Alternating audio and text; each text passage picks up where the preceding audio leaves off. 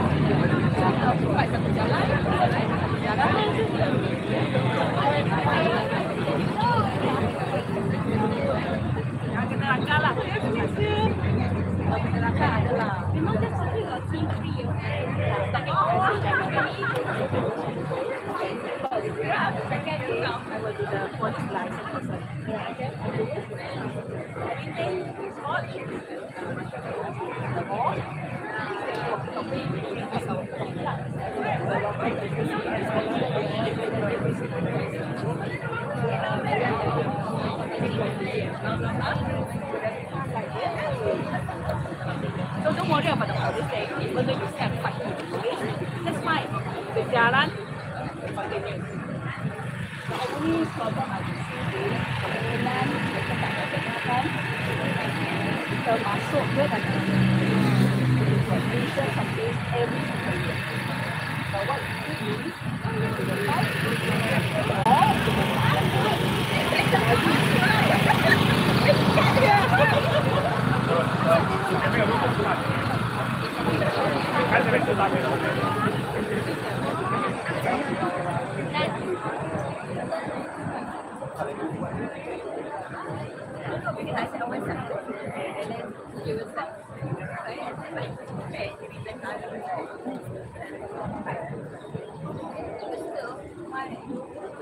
Not quite.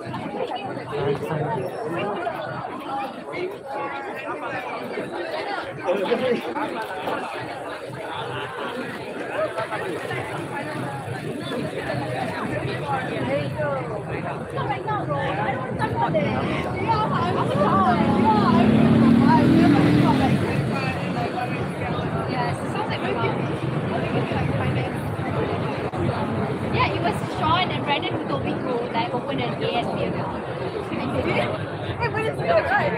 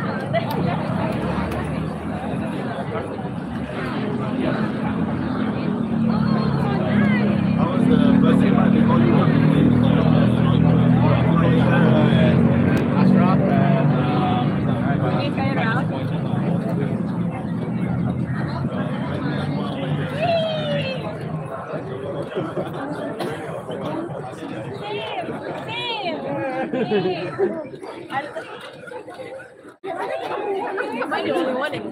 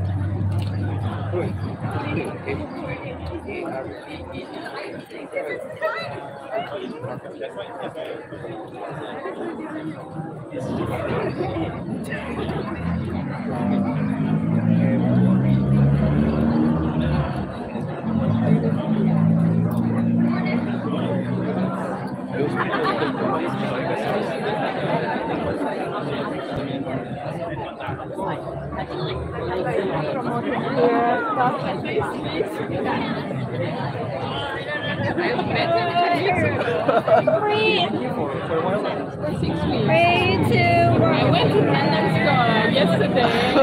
I was thinking about you. I met there as well.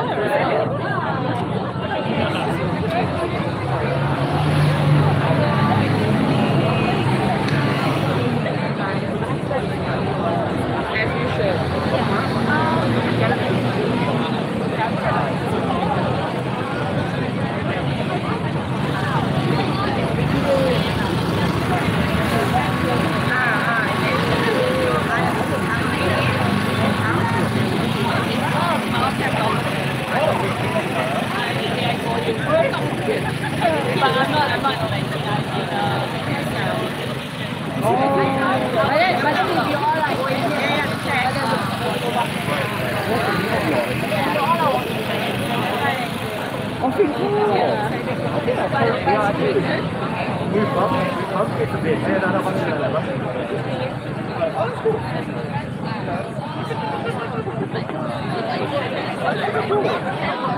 Wow. Then we're out to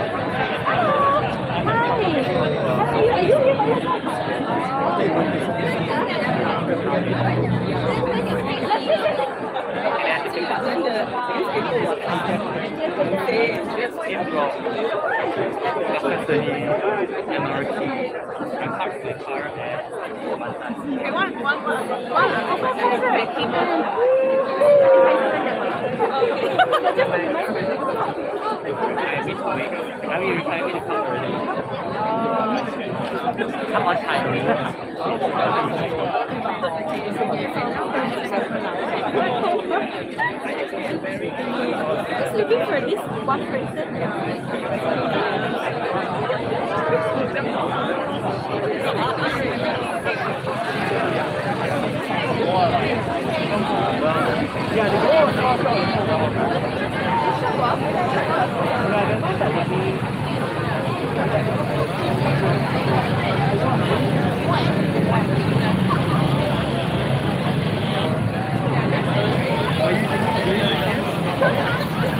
I think you are.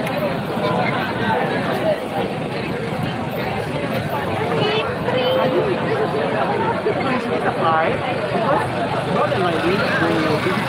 The way is really better, but it's really so I think it's a pie. You can afford it, but you is the one I think with this. Yeah.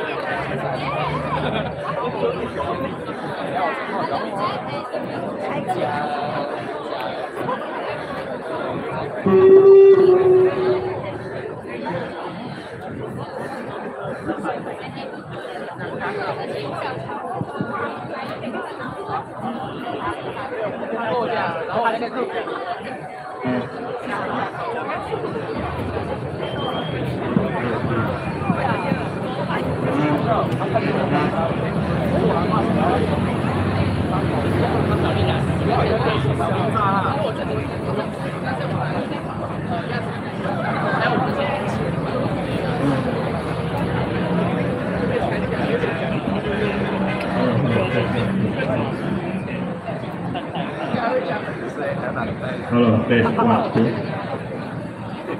Hello, test 1, 2. Hello, test. Hello. Hello, test 1, 2. Test. Hello, test. Hello.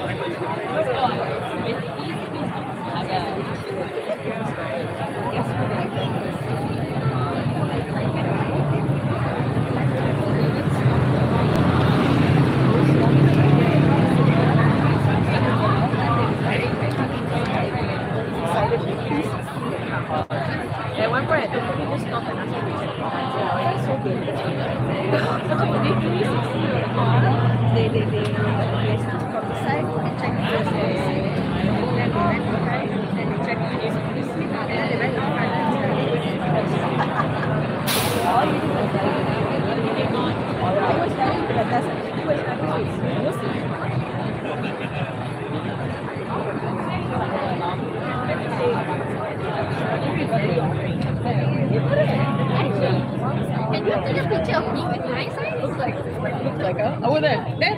That might be very.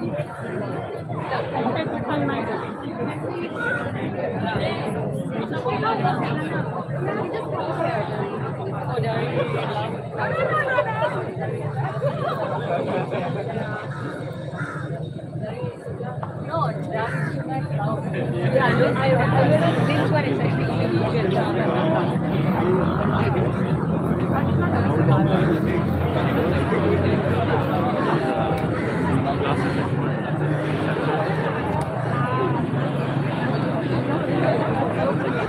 I see you.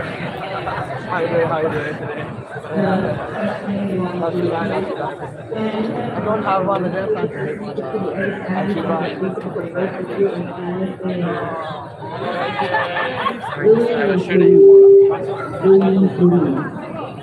Are you around? Thank you so much for cooperating semua. Have a good day. We will start in a bit. That's so cute. And I want to put my rainbow. I don't have. I didn't bring my rainbow. I brought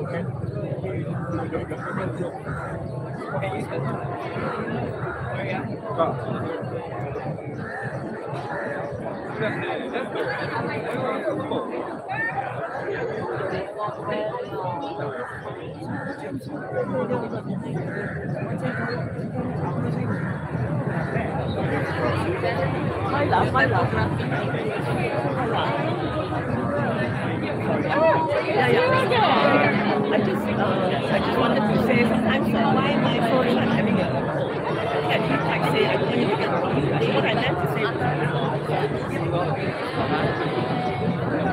You say a lot of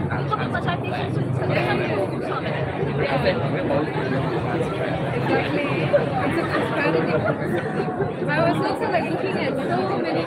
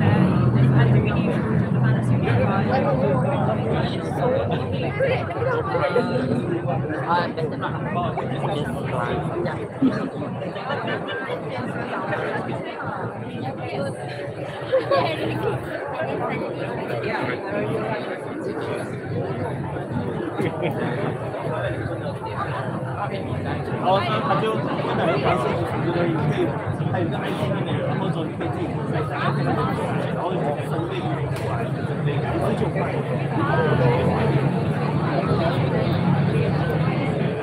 然后我们玩两几个，就是我们玩不懂他的东西，放一个蒙娜丽莎，然后变成那个怪怪的存在，然后你就在下面玩，对，然后我会抓紧整个人去玩。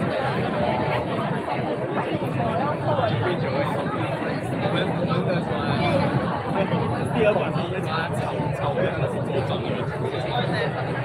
那种带帽子啊，跟前也是这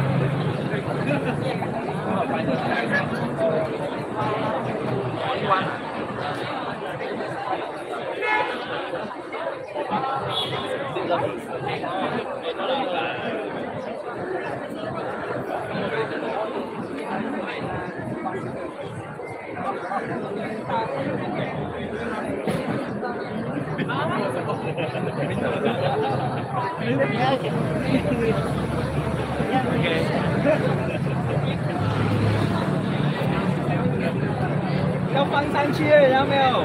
不放手球迷就不放了。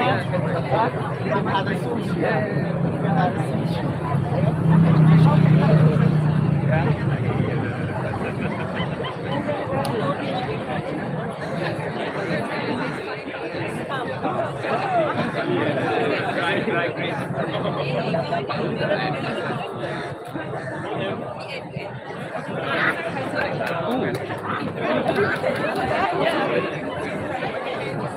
take a few. I'll take a few.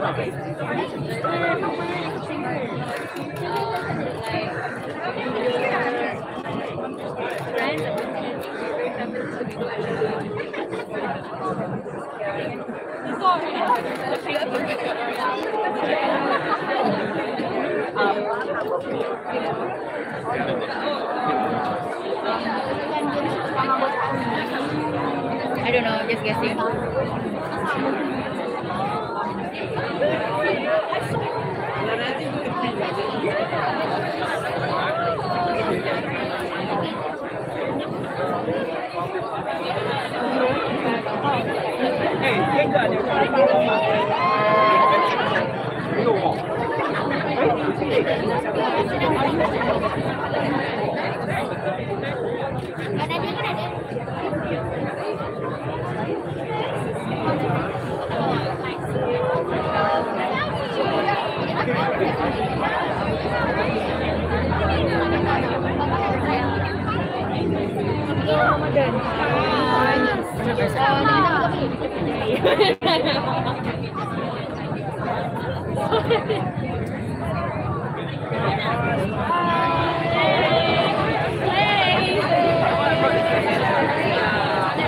Hello, apa kabar semua? Apa kabar semua? Pandang ke arah sobat ya. Saya di sini. Too far.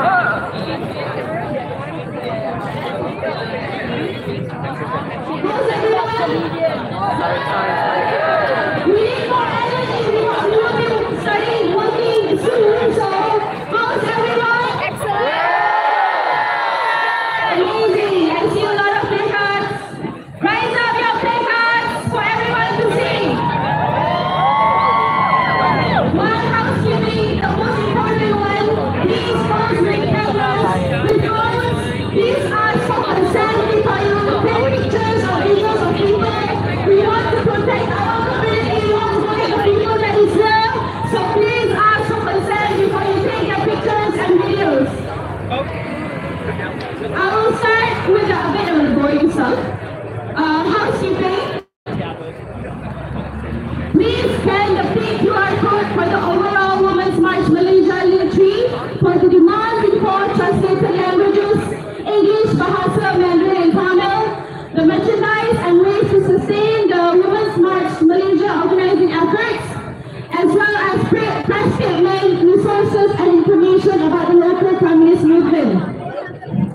Okay? Okay, another one, please scan the purple QR code. With the purple QR code.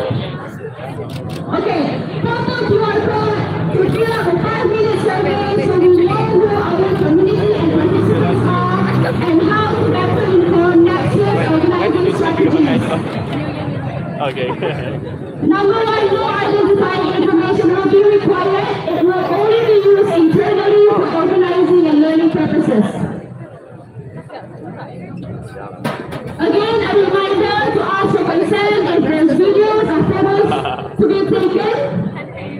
Participants are encouraged to wear masks to safeguard overall community health and minimize the risk towards those who are immunocompromised amongst us.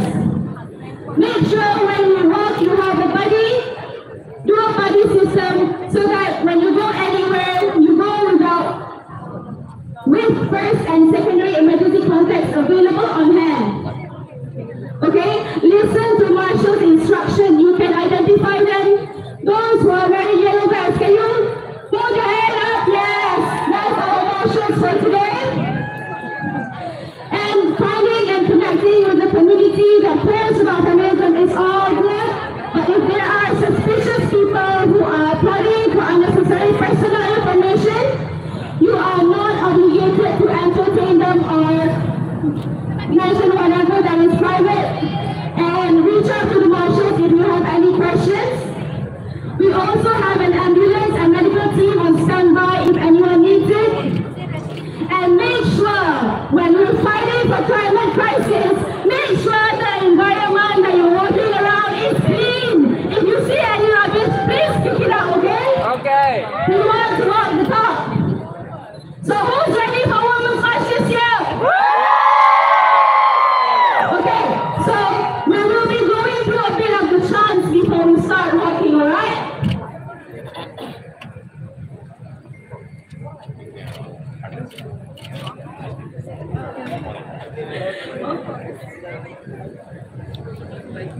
Okay,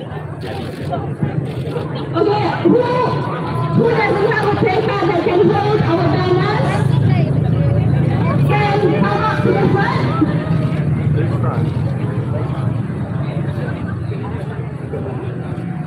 Alright, we will try some of the chants now, and then the marshals will help you if you can't hear from the front, okay? Repeat after me. Bangkit, bangkit. Bangkit, bangkit. Bangkit, wanita.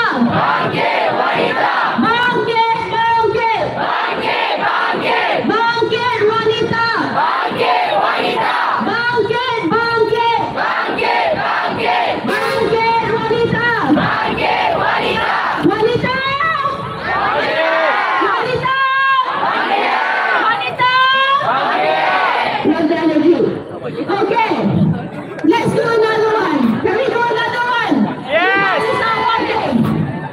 Okay, repeat after me. Hey ho, hey ho. Hey ho, hey ho. Chamaris has got to go. Chamaris has got to go. It's okay. Slowly, okay? Hey ho, hey ho. Hey ho, hey ho. Chamaris has got to go. Chamaris has got to go. Hey ho, hey ho. Hey. Gender violence has got to go! Gender violence has got to go! Hey ho, hey ho! Hey ho, hey ho! Gender violence has got to go! Gender violence has got to go! Hey ho, hey ho! Hey ho, hey ho! Capitalism has got to go! Capitalism has got to go! Okay, we need to work a bit on our rhymes, right? Okay, are you guys ready to move? Yeah! Okay, let's fight! Okay. Okay. Any volunteers to hold the banners for us? Please come forward. Those without placard.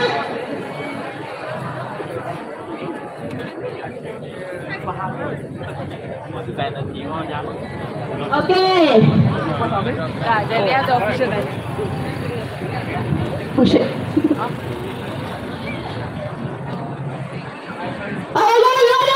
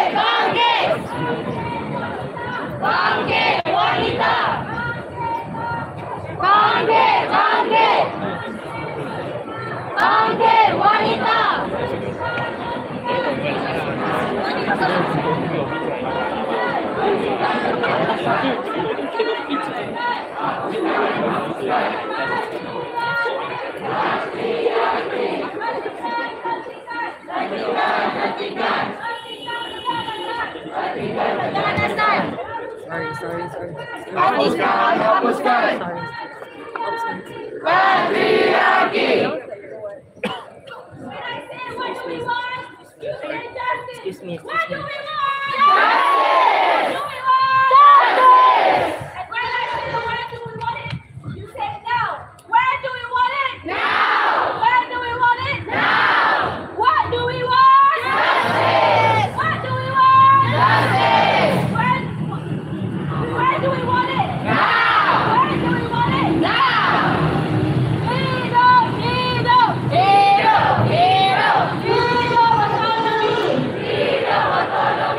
Hey!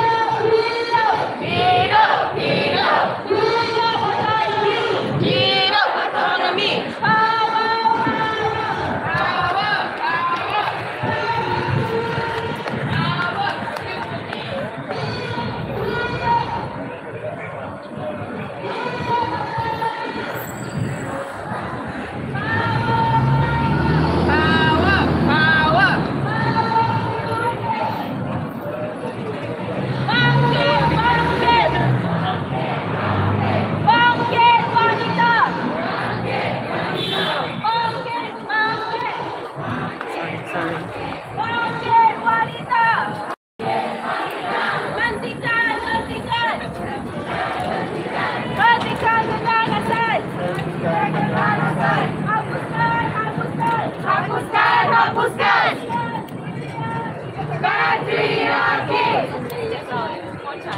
Hidup, hidup.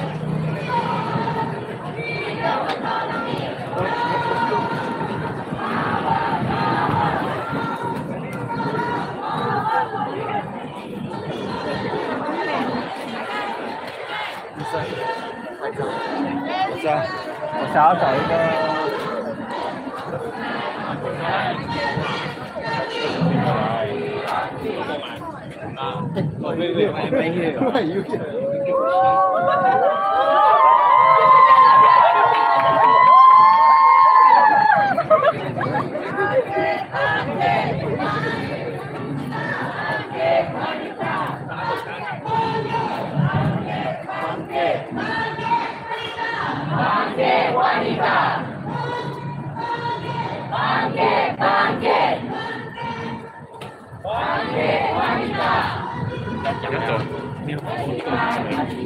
我不好意思了，我都该讲话了。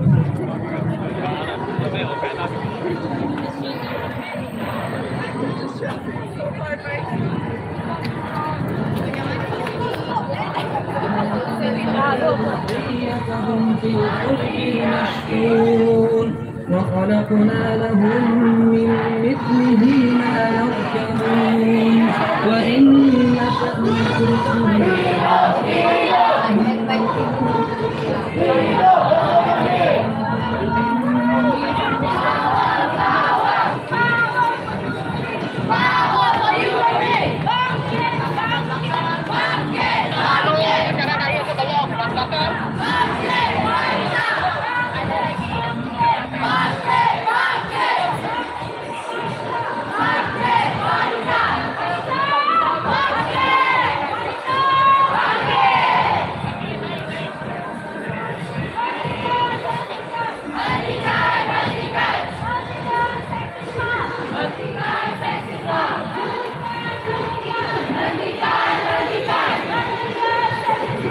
Hentikan seksisme.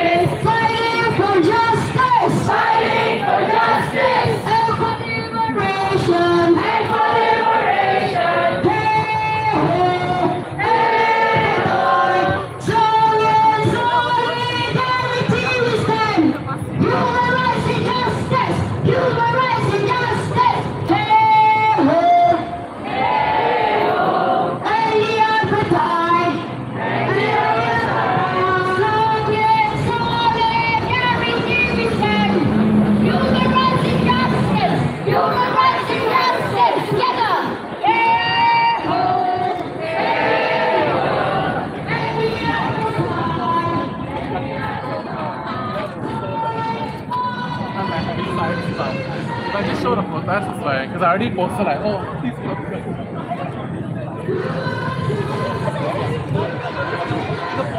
然后外面是 YouTube 的，有一个 YouTube 的号了。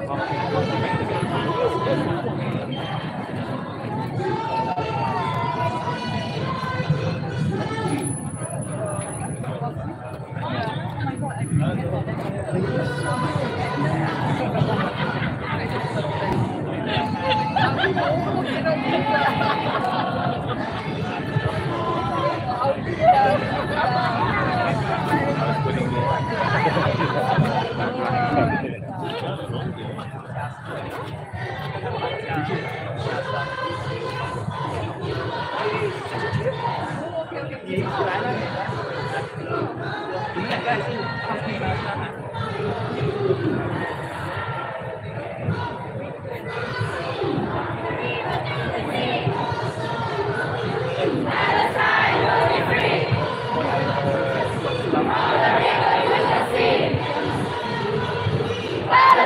will be free. Everywhere we go, people want to know who we are. So we tell them, we are the feminists. We are the feminists. The mighty, mighty feminists. The mighty, mighty feminists. Fighting for justice. Fighting for justice. And for liberation. And for liberation. Everywhere we go. Everywhere we go.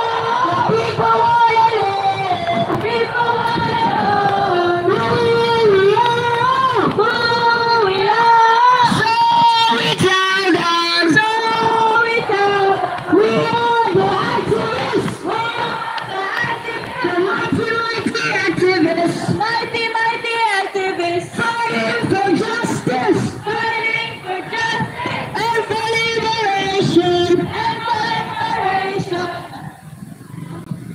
Heat up! Heat up! Heat up! Heat up! Heat up autonomy! Heat up autonomy! Heat up! Heat up! Heat up! Heat up! Heat up autonomy! Heat up autonomy! Bangkit! Bangkit! Bangkit! Bangkit! Bangkit wanita! Bangkit wanita! Bangkit! Bangkit! Bangkit! Bangkit! Bangkit wanita! Bangkit wanita! Bangkit! Bangkit! Bangkit! Bangkit! Bangkit wanita! Bangkit wanita! Bangkit! Bangkit!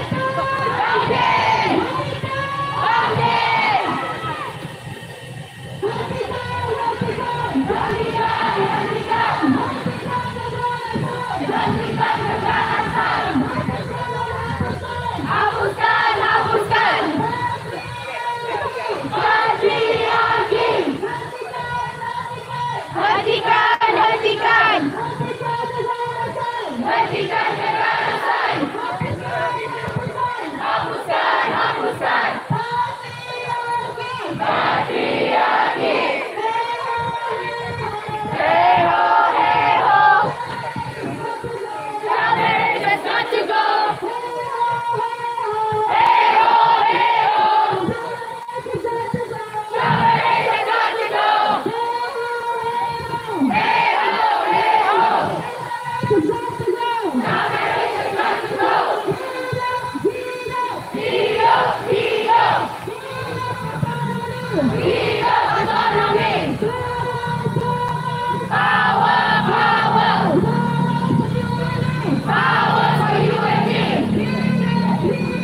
Heat up, heat up. Heat up autonomy. Power, power. Power for you and me. Hentikan, hentikan. Hentikan keganasan. Hentikan keganasan. Hapuskan, hapuskan. Hapuskan, hapuskan. Patriarki. Patriarki. Hapuskan, hapuskan. Hapuskan, hapuskan. Patriarki.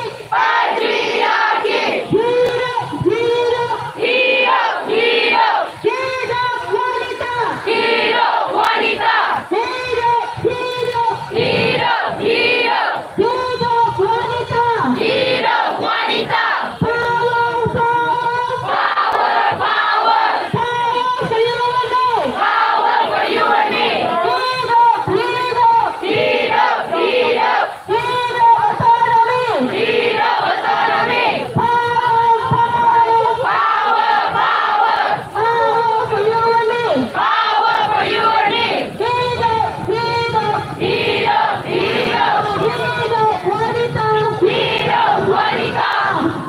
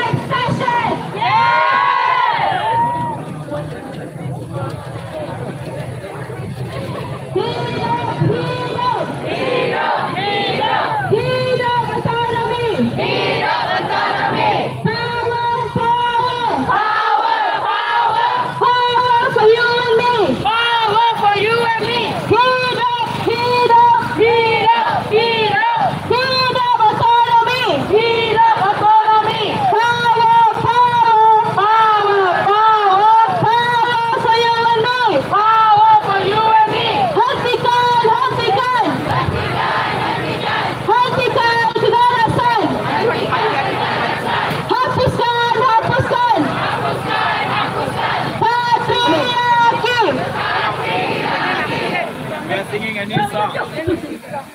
Patriarki, patriarki, patriarki, mate, patriarki,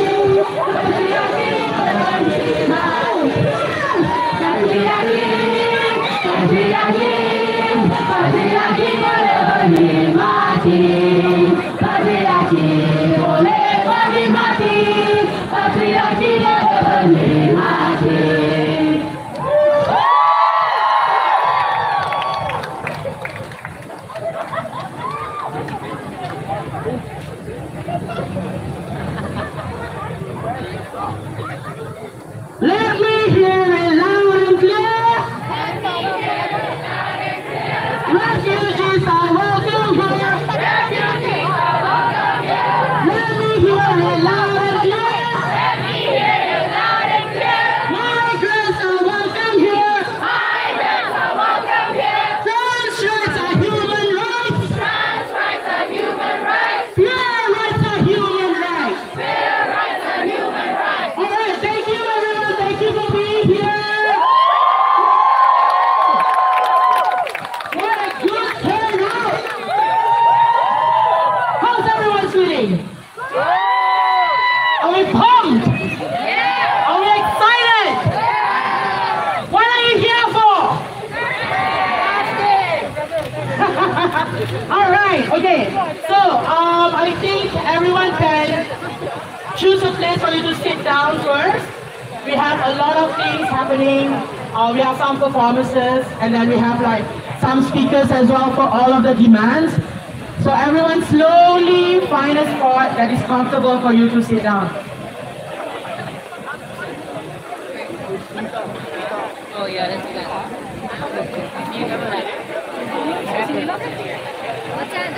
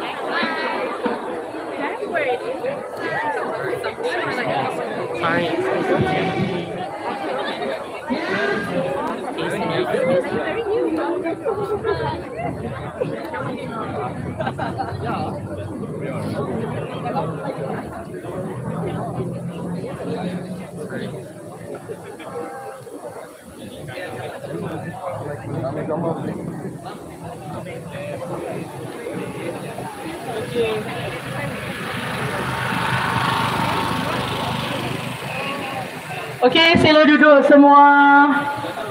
Cari tempat supaya boleh selesa, kita boleh mula. Kita patut mula secepat yang kita boleh sebab cuaca akan jadi lebih panas. Can't see this.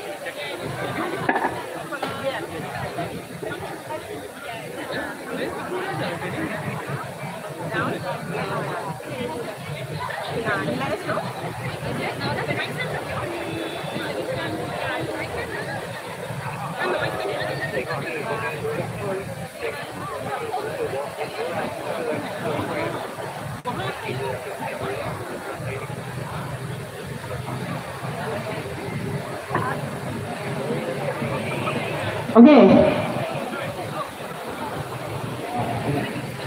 Alright, so thank you everyone for being here. The two of us are going to be your MC for today. Thank you. My name is Far. Nama saya Farah.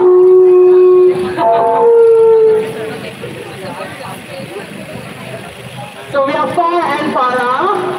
Today we are going to be your MC. Before we start with the event, sebelum kita mulakan, kita perlu go through the housekeeping first to make sure that everyone is safe, respectful, semua orang tidak melampaui batas. Okay, so housekeeping. First of all, please scan the QR code around us. On the banners, there are QR codes. Yes, thank you. For the overall Women's March Malaysia Link 3-4, number 1, the demands in 4 translated languages. So you have English, Bahasa, Mandarin, and Tamil. The merchandise and ways to sustain the Women's March organizing effort. So if you haven't yet, please support Women's March by buying the merchandise. We really need your support every year. We want to keep on the momentum, right? Number 3, press statement, resources, and information about the local feminist movement. So all 3 of those are in the QR code. You can scan it, and then you can have a look at all of those. And then, do not take or post pictures of other participants as a way to protect the community's privacy as a general practice. Even if it's someone you know, clear consent is needed and not assumed, since everyone's risk level and situations are different. Heads up too that there are younger people here, teenagers and children accompanied by their parents to participate in the march. Pay special attention to safeguard their identities and well-being, online and offline. Okay. Second, participants are strongly encouraged to wear masks to safeguard overall community health and minimize the risk towards those who are immunocompromised amongst us.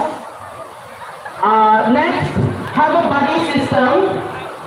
Don't go anywhere on your own without first and secondary emergency contacts available on hand. Next, listen to Marshall's instructions. They can be identified around you in your yellow vest. If you have any questions or concerns, please feel free to reach out to them for clarity. Number 5, finding and connecting with a community that cares about feminism is all well and good. But if there are suspicious people who are prodding for unnecessary personal information, you are not obliged to entertain them. Reach out to the marshal. Next, we have an ambulance and medical team on standby if anyone needs it. And then the last one, keep our environment clean, bring your trash with you, and leave your placards behind after the march. And that is also for your safety. Alright, so now we are going to go through the manifesto. If you can stand and have a look on your mobile phones as well. So I will be reading in English and Farah will be reading in Malay.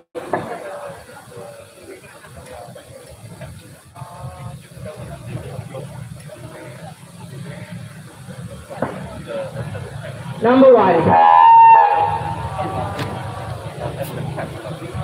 Prioritize economic empowerment and development of working-class oval corporations.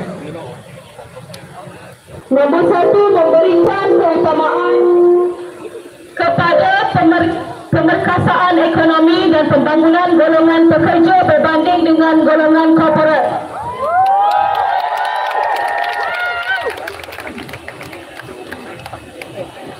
Second, declare climate crisis and include participation from women and indigenous persons.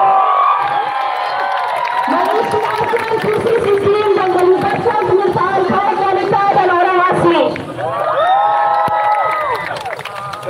Number 3, end all forms of violence and discrimination towards gender and sexual minorities. Menamatkan semua bentuk keganasan dan diskriminasi jantina dan golongan minoriti seksual. Number 4, implement comprehensive sex education to protect and empower children's rights. Melaksanakan pendidikan seksualiti secara komprehensif bagi melindungi dan memperkasa kanak-kanak. Number 5, implement immediate, inclusive and accessible reproductive and mental health services in healthcare. Melaksanakan perkhidmatan kesihatan mental dan reproduktif dengan segera, bersifat inklusif dan mudah diperolehi dalam sektor penjagaan kesihatan. Number 6, ensure equal opportunities and participation for all at all levels of decision making in political life. Menjamin peluang dan penyertaan yang setara untuk semua di setiap tahap pembuatan keputusan berkenaan hal ehwal politik. Number 7, eliminate gender-based violence in private and public life. Menghapuskan kekerasan berasaskan jantina dalam kehidupan seharian dan kehidupan peribadi. Number 8, ensure gender equal nationality laws. Menjamin undang-undang kewarganegaraan secara adil tanpa mengira jantina. Number 9, protect freedom of assembly and expression. Melindungi kebebasan berhimpun dan bersuara. Last but not least, end all armed conflicts, genocide, and liberation for all. Konflik bersenjata dan pembagian kebebasan untuk semua. Alright, so I think we are going to move straight to our program for the day. So the first one, we have, give me a second. We have Mahi.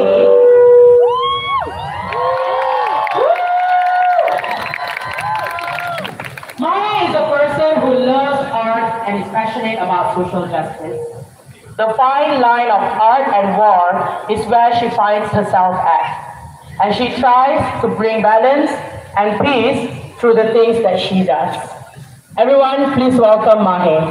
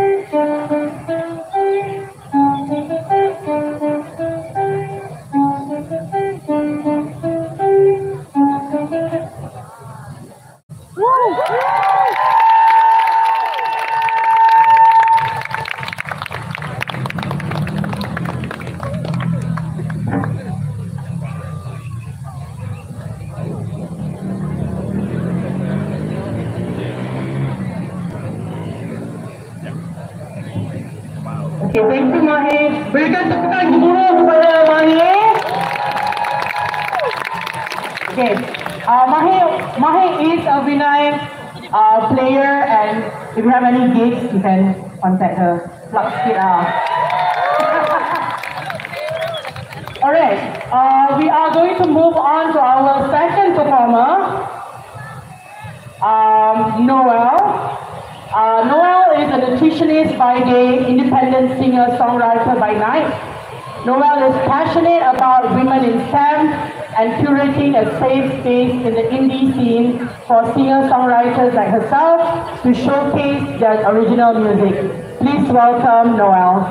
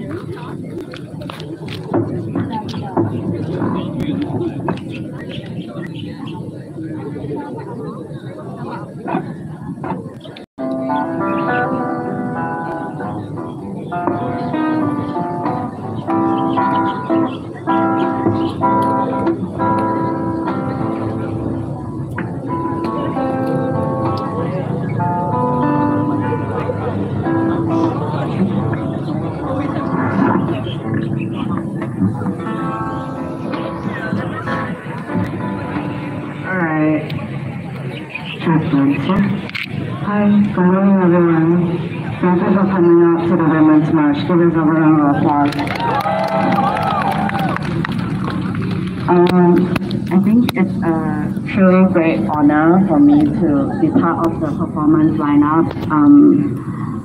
Last year, I remember sitting in the audience and crying when I saw one of the performers perform with her guitar. So it's kind of wild that currently I'm the one up here. So, hi, I'm Noel. I wrote a song about being safe on the streets because I think as a woman, walking on the streets at night feels dangerous, and I hate that. I think that all women deserve to feel safe no matter what they are wearing, no matter where they are. So, yeah. I wrote this with one of my besties. Her name is Jessie, and this is just kind of us contemplating, like, I kind of want to feel safe all the time, and I feel that I could feel safe if I was invisible and nobody can see me. Imagine how freeing that would be. But unfortunately, invisibility doesn't exist. Women are either not seen or seen too much, and I hate that. So never mind. We'll see what we can do about this. Thank you all for showing up.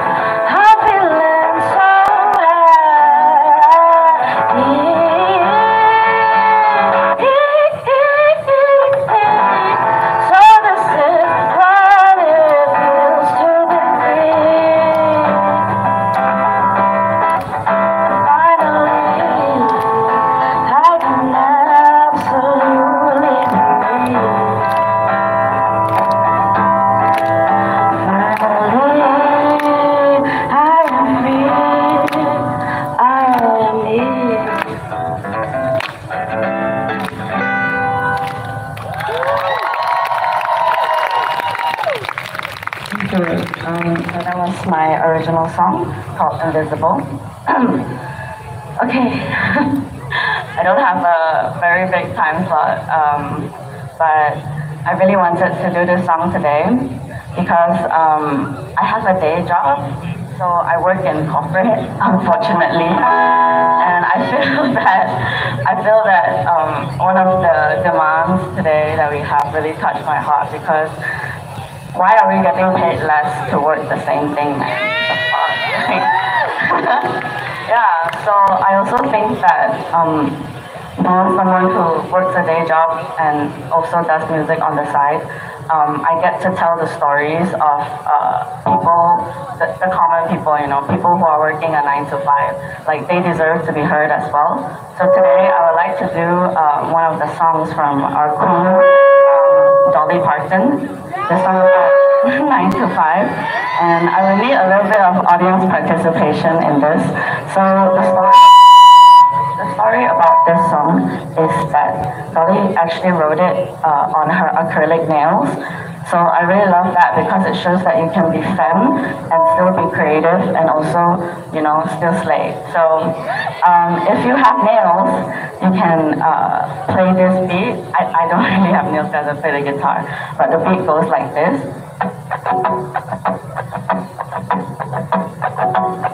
Okay.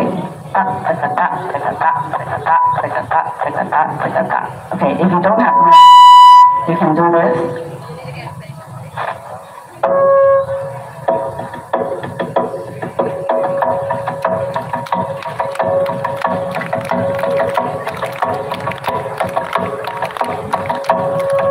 Yeah?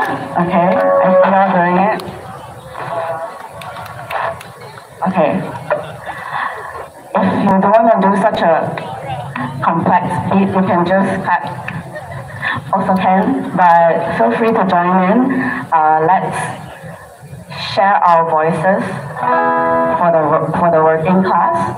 So just do whatever you want.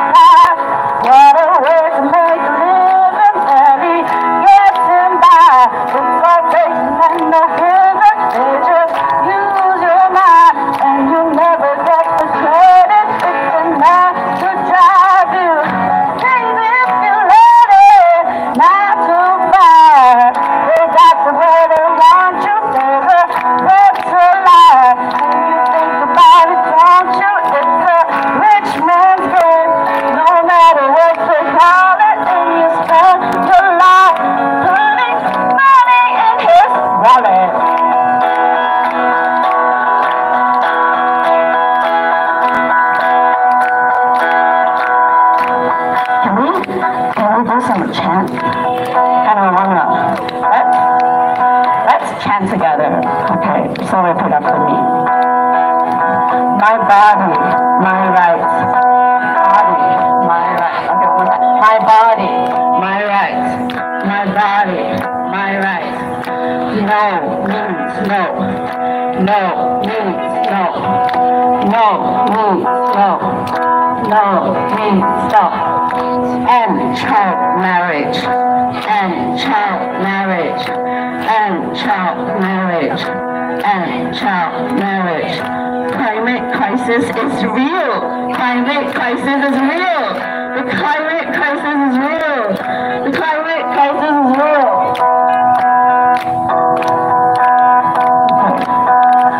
From the river to the sea. From the river to the sea. From the river to the sea. From the river to the sea. Palestine will be free. Palestine will be free. Palestine will be free. Palestine will be free. Thank you everyone. I'm Noel. Thank you so much for joining me. Happy Women's March.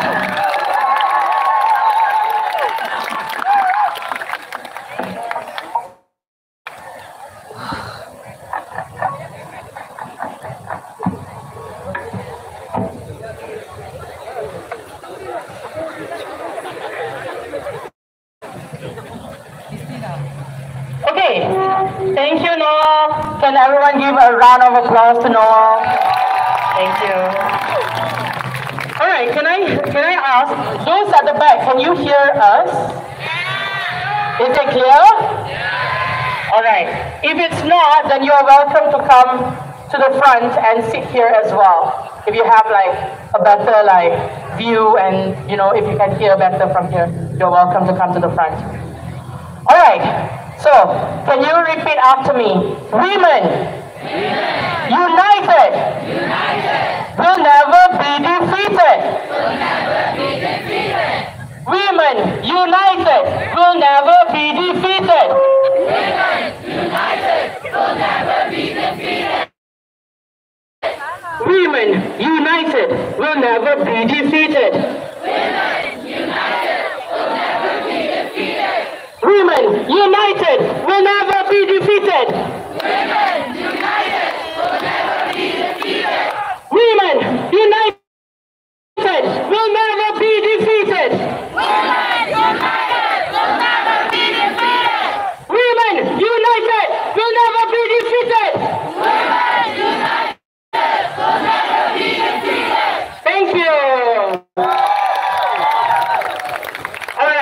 We will be moving to our first speaker of the day, who will be presenting on prioritizing economic empowerment and development of working class over corporations. Ataupun dalam bahasa Melayu memberikan keutamaan kepada pemerkasaan ekonomi dan pembangunan golongan pekerja berbanding golongan korporat. From the Cleaners Union, let's welcome Yi Shan. Yi Shan adalah wakil dari Kesatuan Aktivis yang berjuang untuk hak pekerja, hak sorji dan hak petani. Sorry. Okay, terima kasih. Hidup! Hidup! Hidup pekerja wanita! Hidup pekerja wanita! Hidup! Hidup! Hidup pekerja wanita! Hidup pekerja wanita! Okey, salam perjuangan. Saya Yishan dan wakil daripada Kesatuan Pekerja Swasta Hospital Kerajaan atau lebih dikenali sebagai Kesatuan Pekerja Cleaner di Hospital Kerajaan. So saya memang sangat gembira dan kami nampak kawan-kawan semua yang ada di sini. Tapi korang tahu tak sebenarnya Hari Wanita Sedunia ini bermula dari pekerja wanita. Ramai orang tak tahu sebenarnya. Dan pekerja-pekerja wanita ini mereka menyambut Hari Wanita dengan logo, dengan turun ke jalan raya, dengan protes. Itulah sebabnya hari ini kita semua ada di jalan raya untuk memperjuangkan hak wanita. Dan tapi sudah lebih 100 tahun lebih kita menyambut Hari Wanita Sedunia. Malangnya sehingga sekarang nasib pekerja wanita bawahan masih dibuli, masih dihina dan masih ditindas oleh oleh majikan, oleh kerajaan, oleh sistem kapitalis yang sekarang ada. Dan dalam Kesatuan Pekerja Pembersihan Hospital Kerajaan, antara 80 hingga 85% adalah pekerja wanita. Bagi kesatuan kita, kepimpinan kesatuan kami sepenuhnya 100% adalah kepimpinan wanita. Tetapi walaupun banyak bekerja wanita yang bekerja sebagai pembersihan di kerajaan, kebanyakannya mereka adalah wanita seperti wanita warga emas, wanita yang ibu tunggal, wanita yang harus cari kerja untuk membiayai keluarga dia. So, tapi sehingga sekarang mereka masih dieksploitasi bawah sistem kontrak. Kalau saya mohon, saya nak jelas sikit. Seharusnya jika seorang pekerja, saya tahu memang semua banyak sini pun ada kerja kan. Cuba bayangkan, you sudah kerja 20 tahun di satu tempat yang sama, di office yang sama, buat kerja yang sama. Adakah you punya gaji ke, faedah ke, annual leave tu semua akan naik? Tak naik ya? Orang tak naik punya. Okay, saya pun. So maksudnya setiap kali renew kontrak, balik kepada asal pekerja baru punya annual leave yang kurang, gaji yang kurang, faedah yang kurang, semua tu tak ada. So inilah kita kata apa? Ini adalah modern day slavery. Okay? Yang tidak harus berlaku di zaman sekarang di Malaysia. So sudahlah lebih 100 tahun kita menyambut Hari Wanita, tetapi pekerja-pekerja wanita ini masih dihamba-hamdikan. Tibalah masa kita sama-sama hapuskan sistem kontrak dan sama-sama kita jaga pekerja wanita bawahan. Hidup! Hidup! Hidup! Hidup! Hidup pekerja wanita! Hidup pekerja wanita! Hidup! Hidup! Hidup! Hidup! Hidup! Hidup! Hidup! Hidup! Hidup! Hidup! Hidup! Hidup! Hidup! Hidup! Hidup! Terima kasih.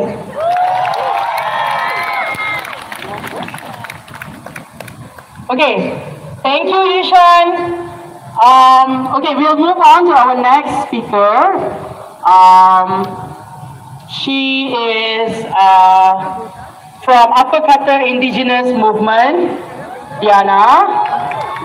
Diana merupakan ahli kolektif Apa Kata Wanita Orang Asli.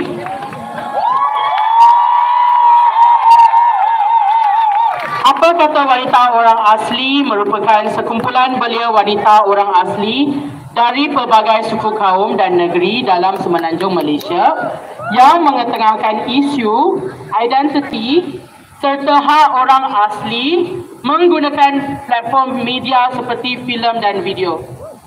Beliau juga merupakan content producer untuk YouTube channel Apa Kata Wanita Orang Asli.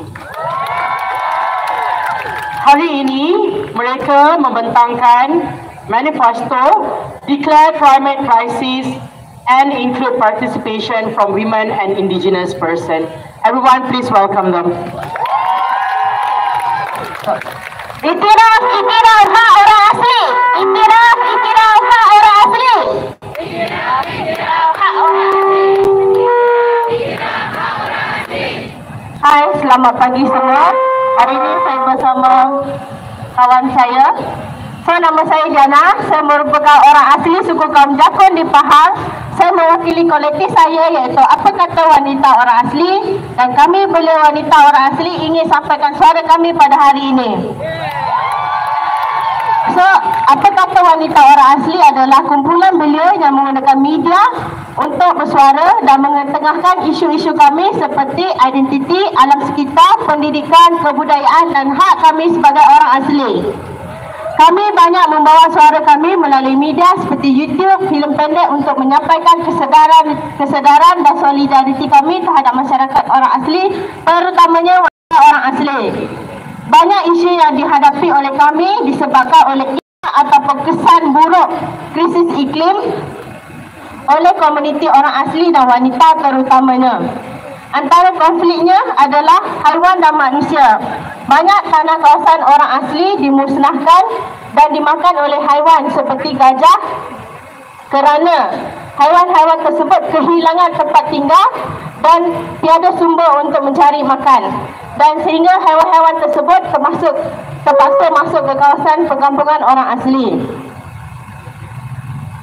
Dan juga banyak nyawa orang asli yang tidak diambil berat dan sering menjadi korban kerana disebabkan oleh kemusnahan hutan seperti pembalakan yang besar-besaran dan yang berkepentingan sehingga menyebabkan tempat tinggal mereka hilang dan hilang sumber makanan mereka.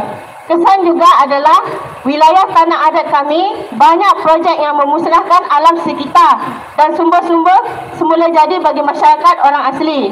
Sumber utama kami seperti air banyak tercemar disebabkan oleh kemusnahan alam seperti pembalakan, pelombangan, empangan, projek mega ekonomi yang terdapat di kawasan sumber kami. Terlalu banyak kemusnahan yang berlaku di atas kawasan keramat nenek moyang kami selama ini disebabkan oleh perbuatan manusia yang kejam yang tidak dihentikan dan tidak dipandang serius oleh pelbagai pihak. Kami juga inginkan peluang yang lebih banyak, terutamanya belia dan wanita dalam proses pembuatan dasar dan polisi yang melibatkan masyarakat orang asli kerana kebanyakan undang-undang dan dasar yang sedia ada tidak bersesuaian dengan orang asli dan sangat menekan kehidupan kami sebagai orang asli pada masa kini. Kami juga mahu pengiktirafan terhadap wilayah adat dan tanah kami supaya tidak menghapuskan identiti kami dan kewujudan kami sebagai orang asli. Kami juga mahukan suara wanita orang asli didengari dan diberi peluang yang banyak dalam media untuk lebih menunjukkan identiti dan isu yang dihadapi oleh wanita orang asli. Wanita orang asli juga dianggap tidak penting dan kami dianggap lemah kerana kami tidak diberi peluang untuk membuat keputusan dalam memimpin juga. Jadi kami mahukan lebih banyak peluang terutamanya di dalam representasi media lebih kepada komuniti orang asli dan wanita. Kami juga ingin semua pihak melibatkan lebih ramai belia wanita dan diberi peluang dalam masa jangka yang panjang untuk melihat perkembangan kami dari masa ke semasa. Kami berharap agar semua kami orang asli diberi peluang sama seperti bangsa-bangsa lain yang bebas menggunakan identiti kami sebagai masyarakat orang asli. Kami juga ingin representasi media yang lebih baik daripada kalangan masyarakat orang asli tersendiri.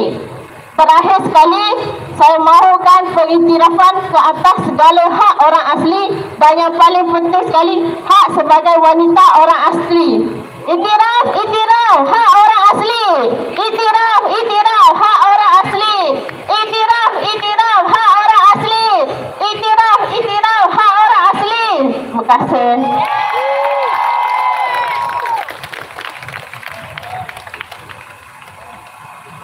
Terima kasih Diana. Okay, can you please repeat after me? Climate crisis is real. Climate crisis is real. Mother Nature needs to heal. Mother Nature needs to heal. Climate crisis is real. Climate crisis is real. Indigenous people need to heal. Indigenous people need to heal. Okay, thank you everyone. Please remember to follow Diana's YouTube channel, Apa Kata Wanita Orang Asli. Okay, next we will welcome the representative for Justice for Sisters, Tilaga, who will be presenting on ending all forms of violence and discrimination towards gender and sexual minority. Tilaga is an activist representing Justice for Sisters. Okay. Hi everybody, how are you folks doing? Good? Everybody's looking beautiful today? Yes? Yes, nice. Okay, so my name is Tilaga, and thank you so much for having me. I think the energy here is really amazing, so give it up for all of us. Okay, so my name is Tilaga, and my pronouns are they, them, she, her. I'm with Justice for Sisters, is what folks talked about. And I'm here today to talk a bit about the demand on ending violence against gender and sexual minorities, or also code word for LGBTIQ people, right? Alright, okay, so I identify as queer and along the non-binary spectrum. So, okay, people, you gotta stop doing this, then I cannot finish this. Okay, so what am I doing here at the Women's March if I identify as queer and non-binary, right? Am I here with other LGBT people in the room to hijack the Women's March, as what people claim? Are we hijacking people? No, we are here in solidarity, right? So we are not hijacking media, we are here in solidarity with women and gender equality related issues. So firstly, we are, as I said, we are here in solidarity with women in all of their diversity. It is extremely important for us to understand the very basic fact that lesbian, bisexual, queer, transgender or trans, intersex and gender diverse women are women. So there's no dispute around that. LGBTQIT women are women, right? Women are diverse. Women come in all forms, shapes, sizes, identities, expression, and all forms of women are beautiful, powerful, and most importantly, must be equally celebrated, right? It is this harmful and inaccurate ideas and stereotypes that women are only cisgender, heterosexual, able-bodied that must be dismantled. Why? Because when these harmful ideas exist, people are obviously stigmatized, discriminated, and excluded from society. When lesbian, bisexual, queer, trans, intersex, gender diverse are not acknowledged as women, they are simply excluded. They become invisible, they are subjected to discrimination and violence, often with impunity and in silence. And here, secondly, we are here at the Women's March because we are in solidarity with all women in all of their diversity who face oppression because, as the late Bell Hooks would put it, sees heteropatriarchy, capitalism, supremacy, and all forms of other oppression that intersect with each other. As queer people, we have this shared experience with women, right? Because we are also criminalized, oppressed, discriminated, excluded because of cis heteropatriarchy. Yeah, and in this context where, the cis heteropatriarchy, it also promotes and forces a gender binary ideology on all of us. And here I want to stress that when I talk about, the binary, we are referring to power and hegemony. We are not talking about cisgender heterosexual people. So cisgender heterosexual people, jangan panic. Right? We are not attacking you. We are not trying to destroy your identities and expression. We are really talking about the power that is concentrated and the hegemony that is concentrated within these identities that impose these values and norms on us, right?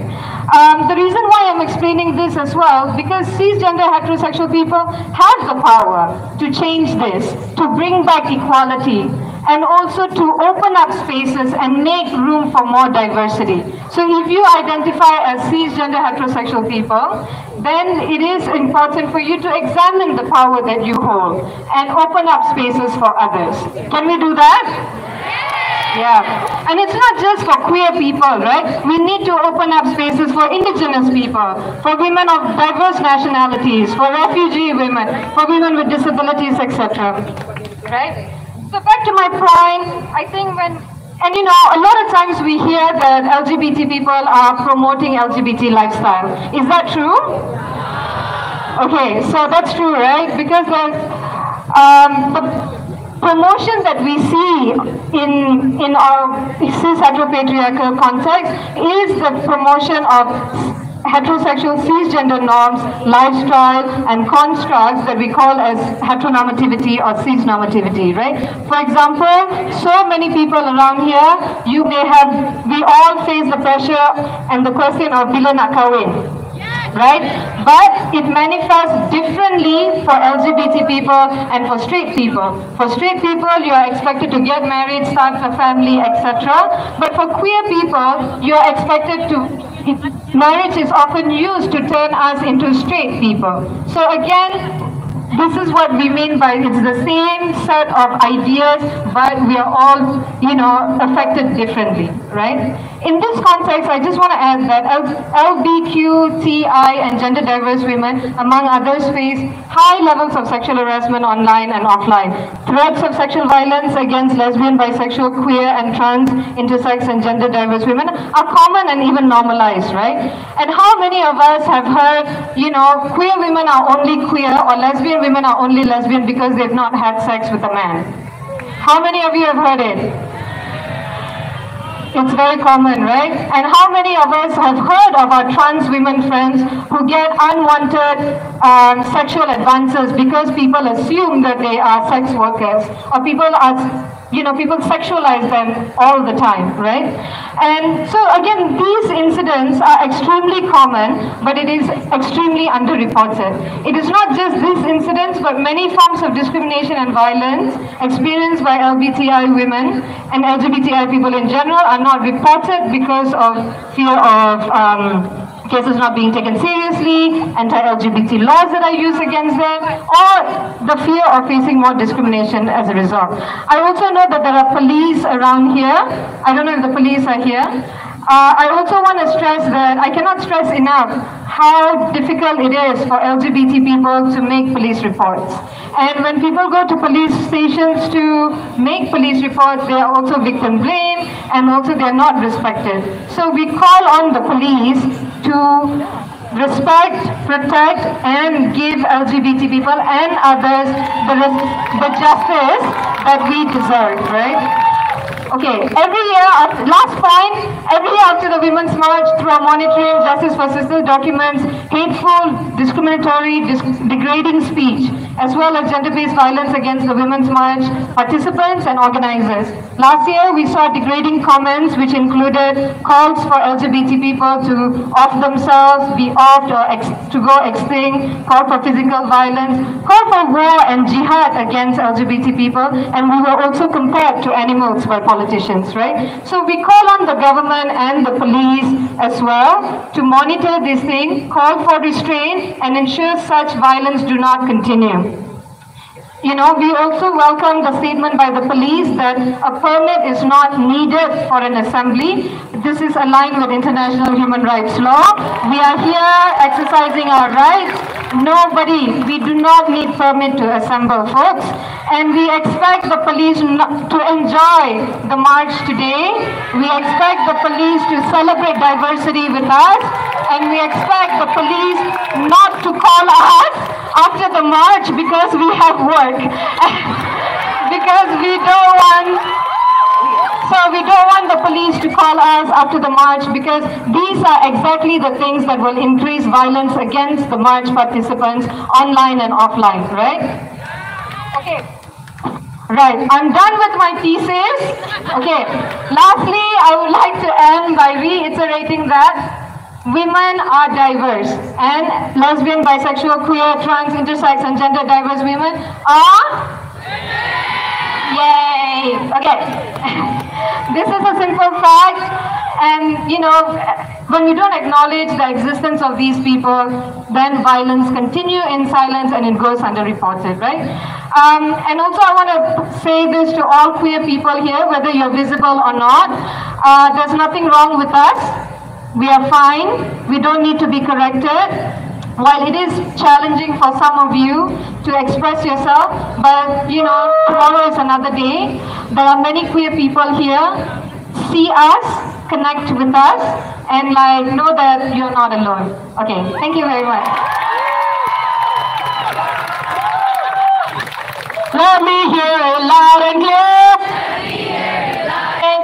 Trans people are welcome here. Trans people are welcome here.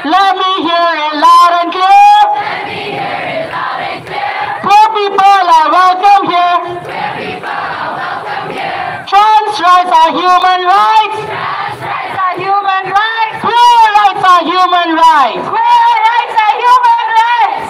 Okay, thank you, Tilaga. All right, we are doing very good on time. Just a reminder to scan the QR code if you haven't yet. Buy the merchandise and support us. Okay, next. Representing manifesto on, mandatory comprehensive sex education, protect and empower children's rights, ataupun melaksanakan pendidikan seks secara komprehensif bagi melindungi dan memperkasa hak kanak-kanak. I would like to present Elsa from Monsters Among Us. Picture a world where every child is equipped with the knowledge of safeguarding themselves against sexual abuse. Today, we have Elsa Xiao Jiaxin, a 16-year-old teenager from Monsters Among Us, advocating for children's rights, here to shed light on the importance of comprehensive sex education and empowering children's rights. Before we have Elsa, I just want to remind everyone to be wary of the pictures that you are taking. We have young people here. Please protect their privacy and their safety. Thank you. Elsa, the floor is yours.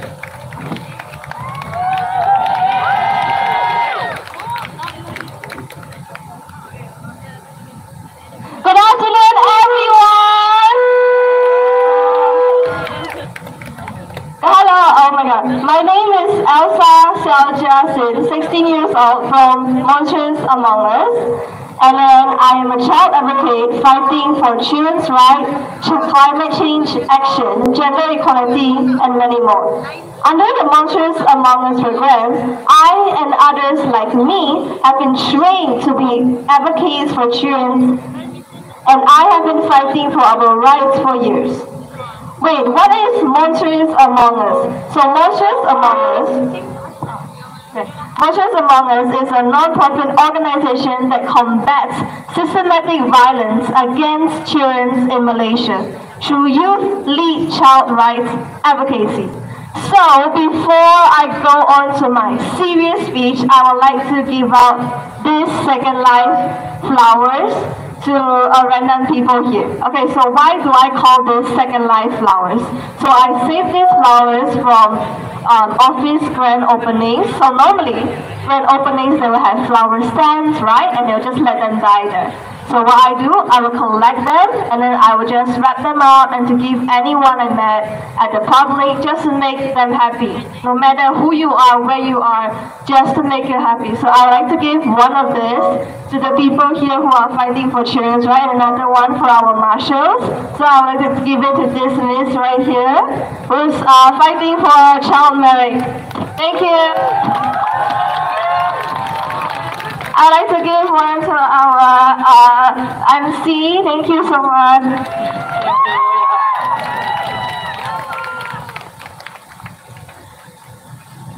So, today I am here to emphasize the importance of comprehensive sex education to protect and empower children in Malaysia.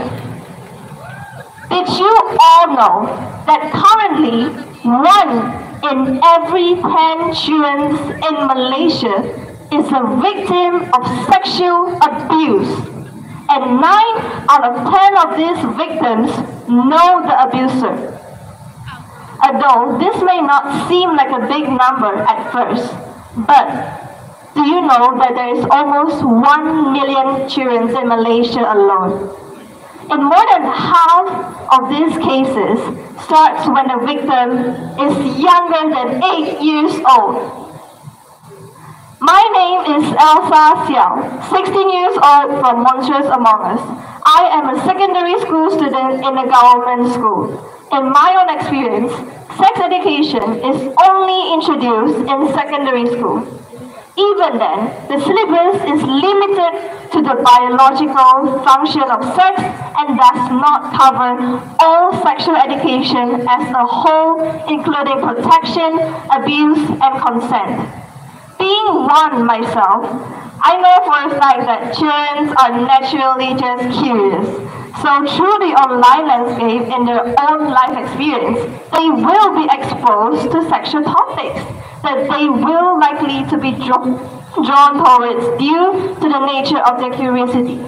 In my own experience, it is better to teach the cat how to protect themselves rather than stifle their curiosity, as the only way curiosity kills the cat if the cat isn't prepared. My name is Elsa Xiao, 16 years old from Monsters Among Us, and I have been fortunate enough to have parents who have taken initiative to introduce sexual education to me at an early age. When I was born to when I was 5 years old, they taught me the names of body parts, boundaries, and privacy. At the age of 6 to 10, they taught me basic anatomy, puberty, and respectful behavior. At the age 11 to 14, they addressed the changes I was going through at puberty and how to have healthy relationships both with myself and with others. And at my age now, they are teaching me comprehensive sex education, including consent, sexual health, and legal aspects to sex.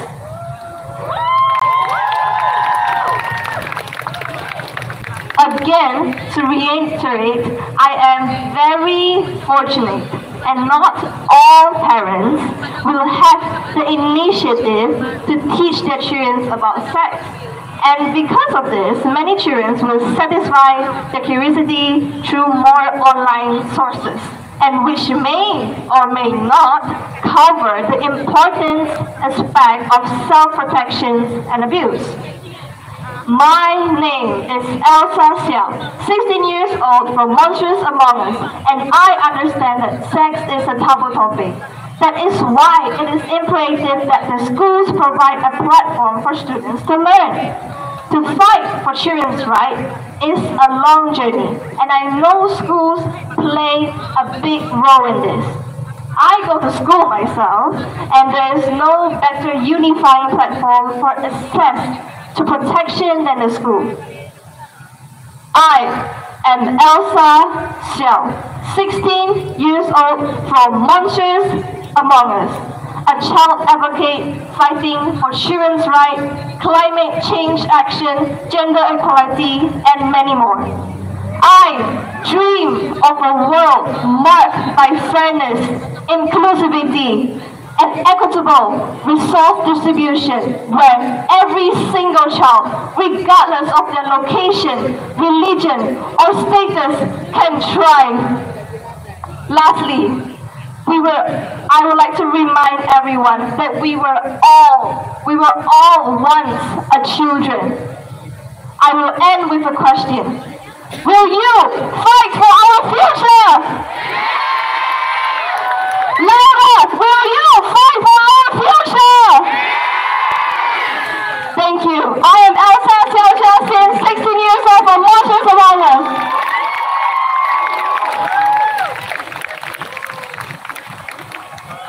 Can we give another round of applause for Elsa?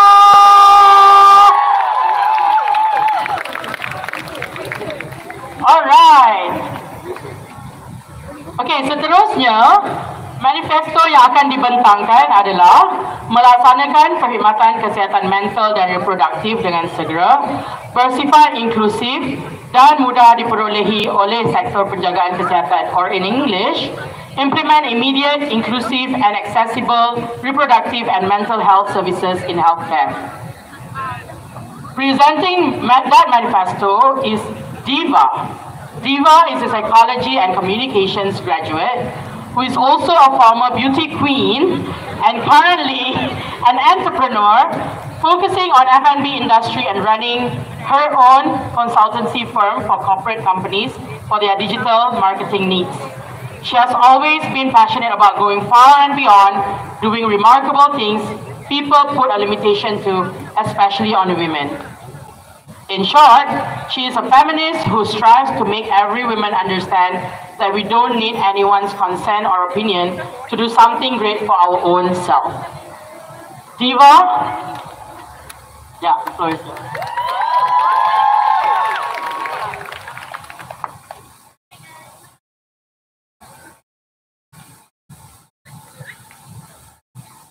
Hello, hi. Very good afternoon. Thank you for being around. Sorry about that. Good afternoon. It's so good to see all of you here, and I'm so honored to share my thoughts about the topic that was just mentioned. So, first of all, we do know that in our country or in Malaysia, speaking about reproductive health openly has its own stigma and taboo, which has refrained a lot of people from expressing themselves.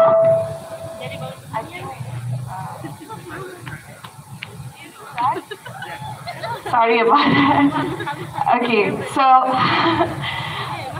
much of obstacles. Okay, so yeah. Moving forward, I want to share my thoughts about the inclusivity and accessibility about reproductive health and the stigma and taboo that we all face as an individual in sharing our thoughts and also our sexual preference and also in obtaining the required sexual intervention.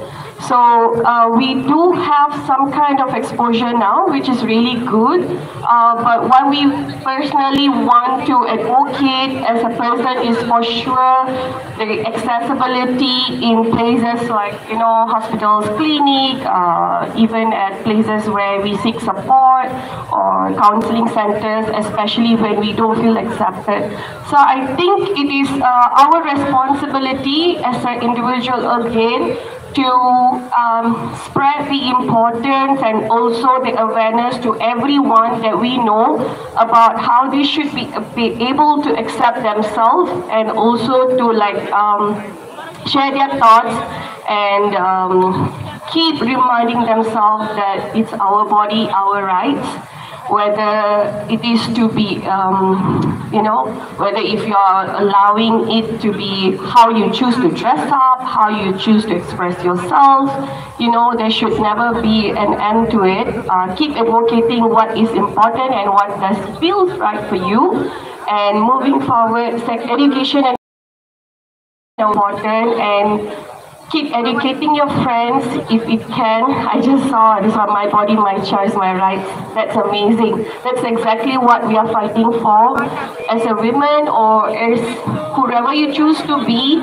This is again a good platform, or reach out to a friend and organization that keeps you motivated. I do know a lot of people are suffering in silence, not being able to express their preferences, especially sexual preferences, which again, we are slowly coming out of it in this current generation, and this should never be, something that refrain you from expressing yourself. I think I will end my talk here. Stay on and stay motivated. Your body, your choice.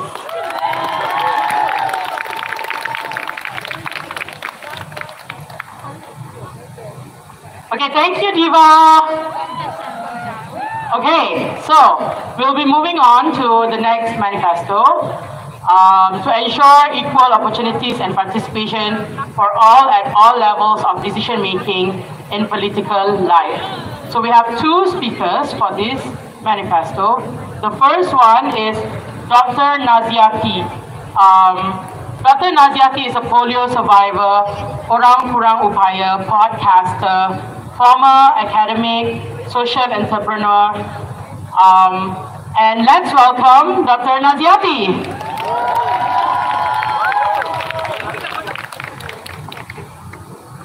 Hello, salam sejahtera, assalamualaikum, good afternoon. Is it afternoon already? I was thinking, what should I get you to chant? So, follow me. Nothing about OKUs without OKUs. Nothing about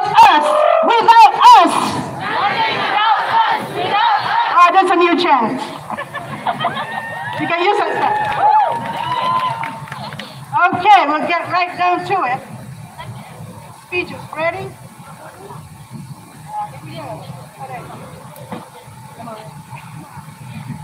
Hadirin yang dihormati, kesamarataan peluang dan penyertaan di semua tahap penggubalan keputusan politik untuk semua orang.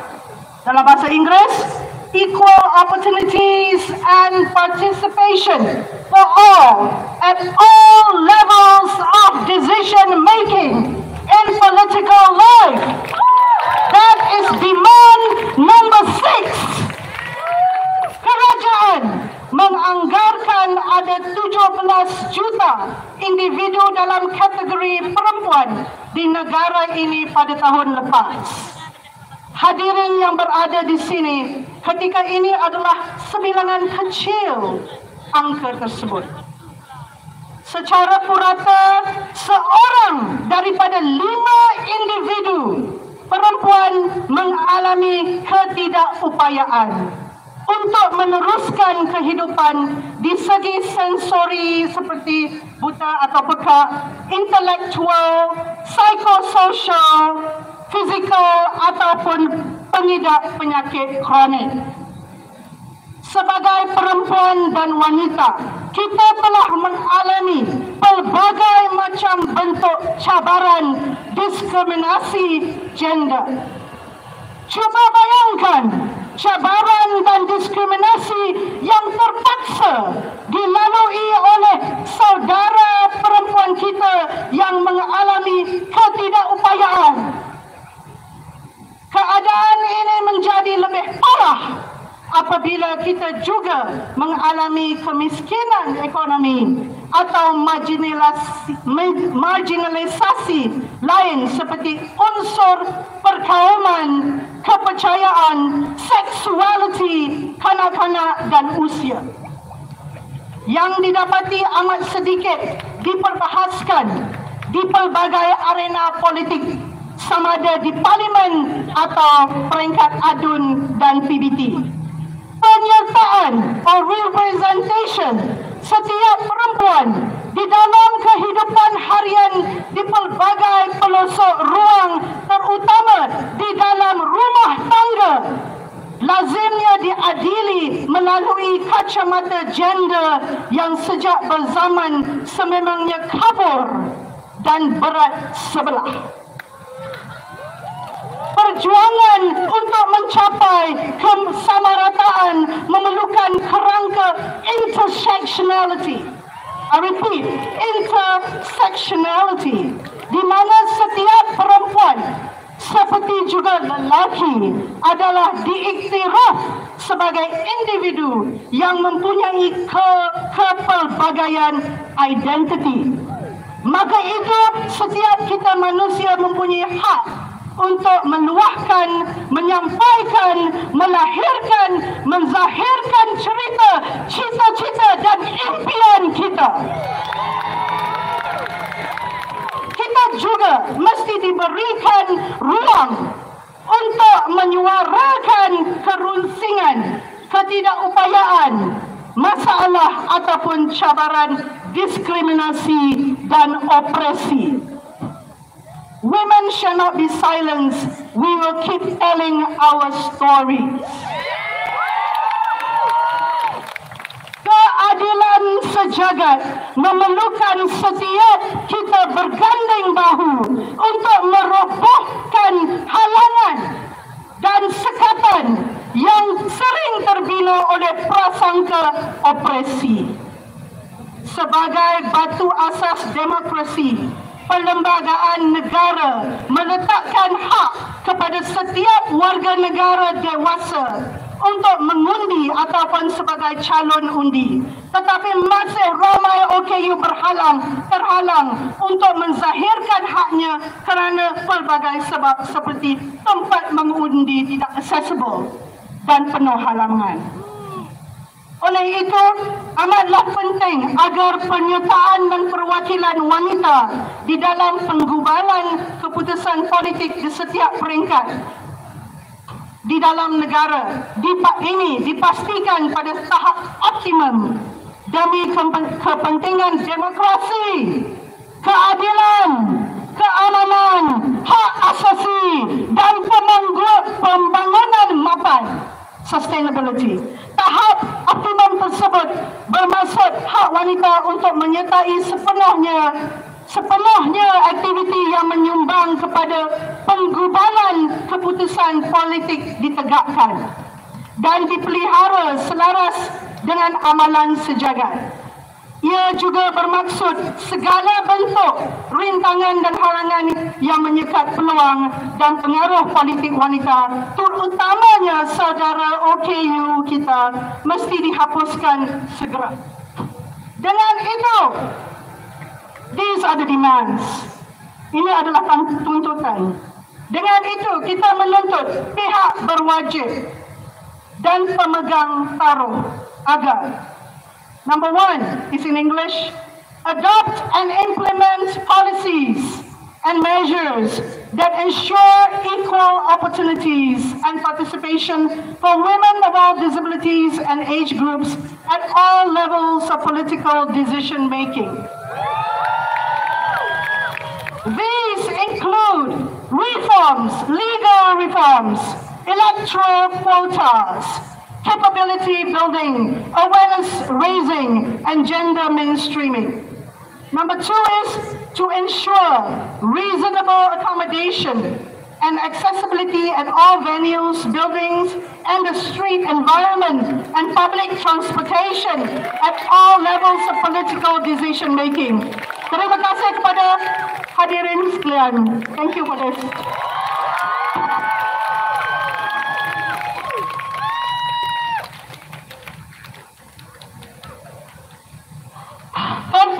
Hentikan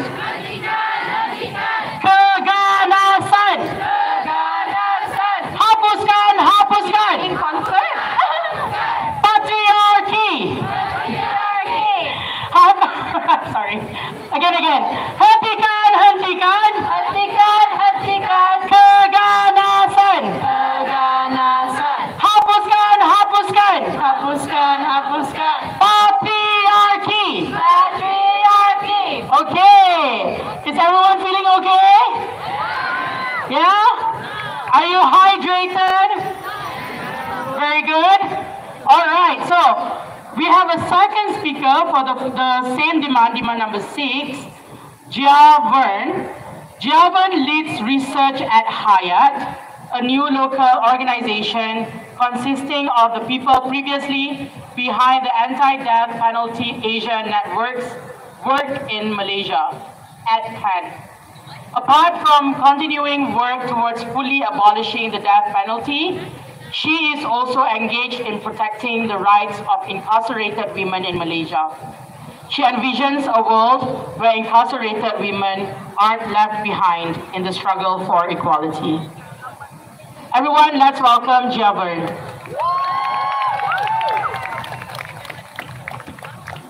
Hello. Okay.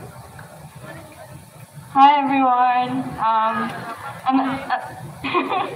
I'm not feeling that well, so I can't scream or chant that much.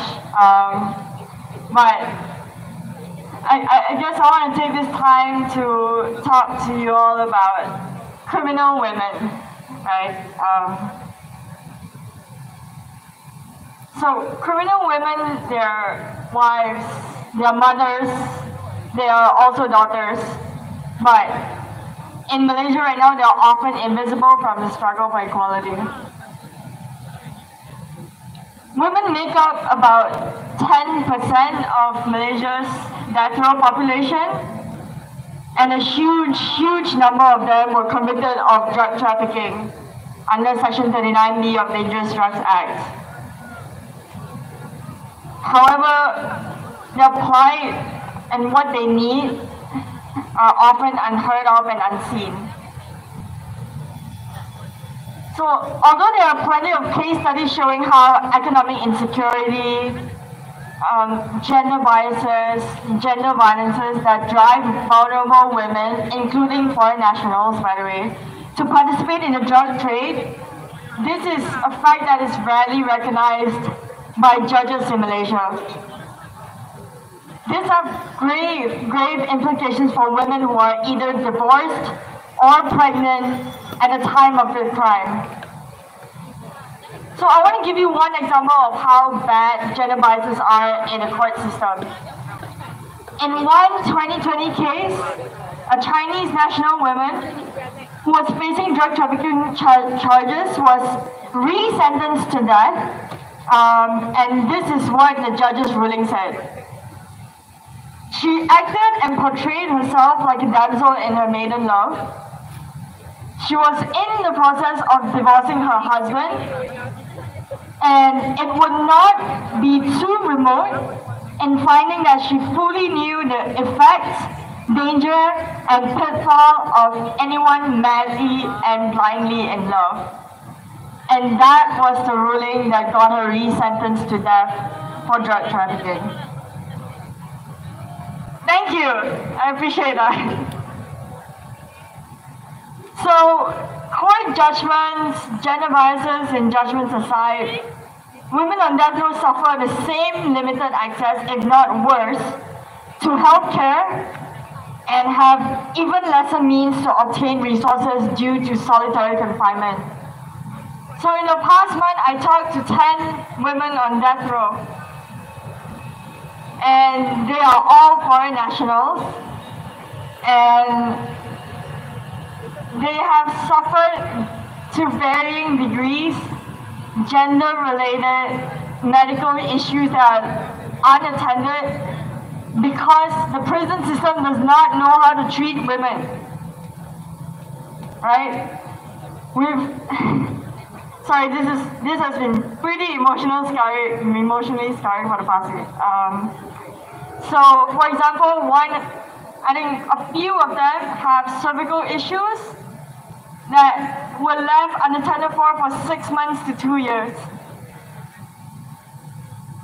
And I want to come down to something I think all of us can also relate to: period poverty. Period poverty has such a disproportionate impact on women in incarceration. Let's not talk about the access to sanitary pads. Even if they get it, it's menial, it's thin, it's not usable. So what about women who have heavy periods? What about women who suffer from severe period pains? They can't even beg for half a pill of Panadol to deal with that pain. And that's even worse for women on death row because they're in solitary confinement for 23 hours a day.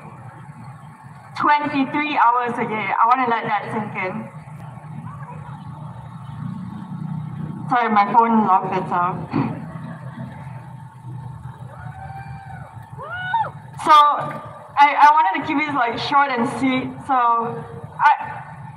I'm standing here talking about women on death row. It made me realize that incarcerated women have traditionally been left out of this larger conversation, larger feminist movement about what they go through in there, where they came from, what they went through when they committed the crime, and the punishment, double punishment they faced after that for being foreign, for being vulnerable, for being single mothers, for being maidens in love.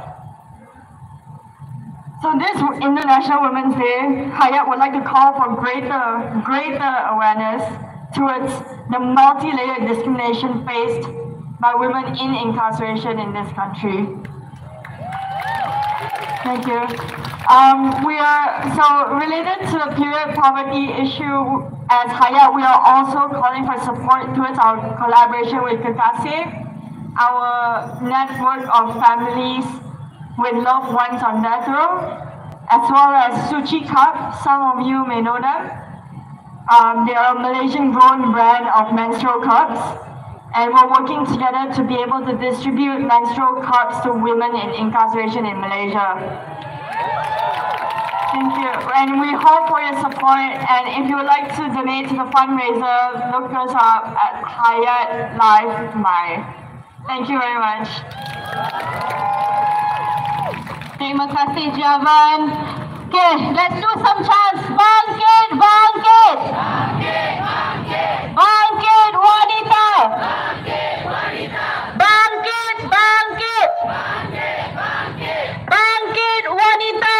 Bangkit wanita. Bangkit, bangkit. Bangkit, bangkit. Bangkit wanita. Bangkit wanita. Wanita. Wanita. So the next speech, we will touch on the demands where we want to ensure gender equal nationality laws. So we're inviting a representative of Family Frontiers. Let me introduce the representative.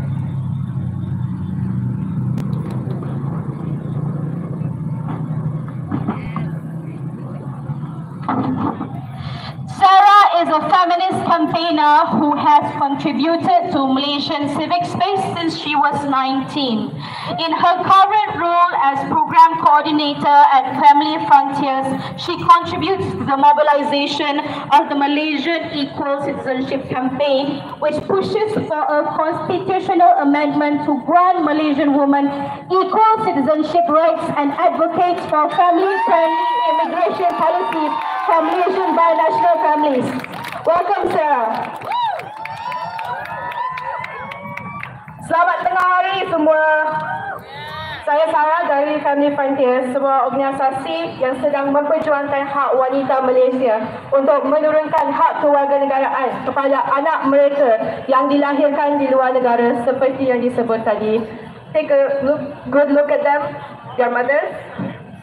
Selama lebih 60 tahun, wanita Malaysia telah dinafikan hak untuk menurunkan kewarganegaraan kepada anak-anak mereka yang dilahirkan di luar negara atas dasar yang sama seperti lelaki Malaysia.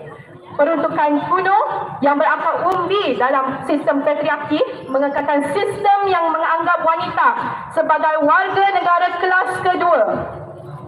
Ibu Malaysia dipandang rendah apabila tidak pulang untuk bersalin, tetapi dipuji apabila berkadai nyawa mereka untuk kembali untuk bersalin.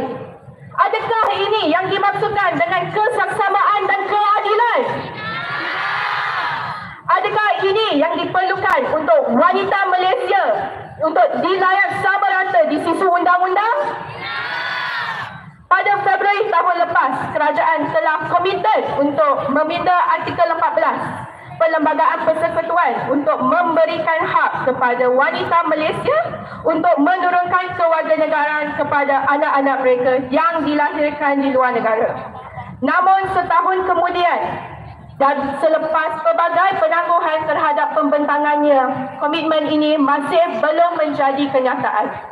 Walaupun langkah ini amat dialu-alukan, kerajaan juga telah mencadangkan beberapa pindaan regresif yang akan memburukkan lagi situasi tanpa kerakyatan di kalangan kanak-kanak di Malaysia, lalu merampas kehidupan yang bermaruah dan hak asasi kanak-kanak yang dilahirkan di tanah ini. Hak isteri bukan warga negara yang berkahwin dengan rakyat Malaysia juga terancam akibat daripada cadangan ini. Tuan-tuan dan puan-puan, ini bukan janji kerajaan dan bukan mandat rakyat. Hak kanak-kanak tidak boleh dikompromi sama sekali. Begitu juga dengan hak wanita Malaysia yang tidak boleh dianggap sebagai sebuah trade-off yang menjejas kumpulan yang terdedah. Jadi, kami menggesa kerajaan untuk mengasingkan pindaan regresif daripada pindaan progresif dan hanya meneruskan dengan pindaan perkara 14 seperti yang dijanjikan tanpa berlengah lagi.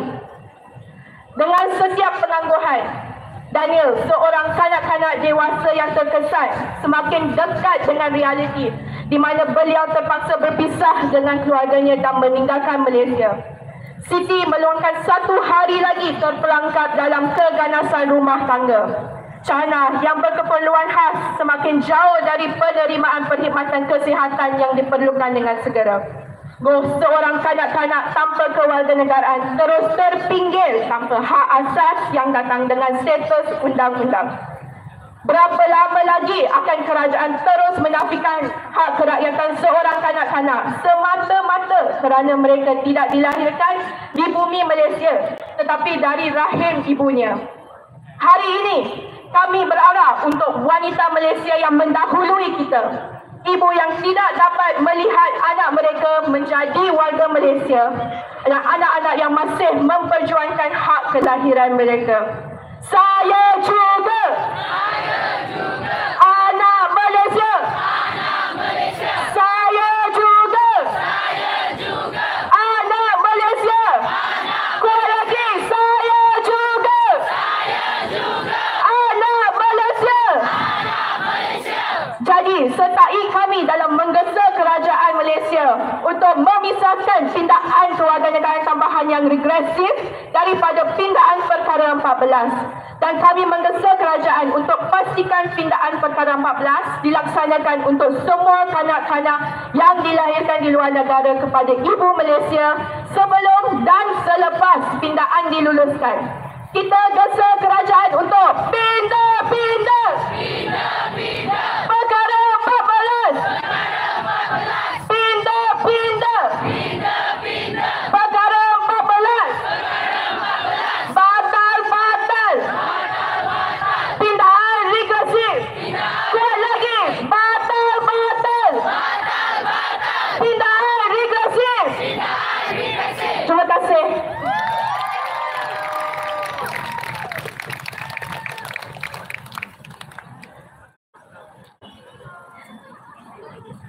With the same demand, I welcome Patricia. Patricia is an advocate for gender equal nationality rights and is one of the many Malaysian women who are unable to confer citizenship by operation of law to their overseas-born children on the basis of their gender. She returned to Malaysia nearly 7 years ago to raise her young family and to put down roots, but her children face uncertainty and difficulty just to remain in the country she calls home. She uses poetry as a tool for advocacy and has written and performed several poems that speak of belonging, discriminatory citizenship, and statelessness. We welcome Patricia to present the spoken word.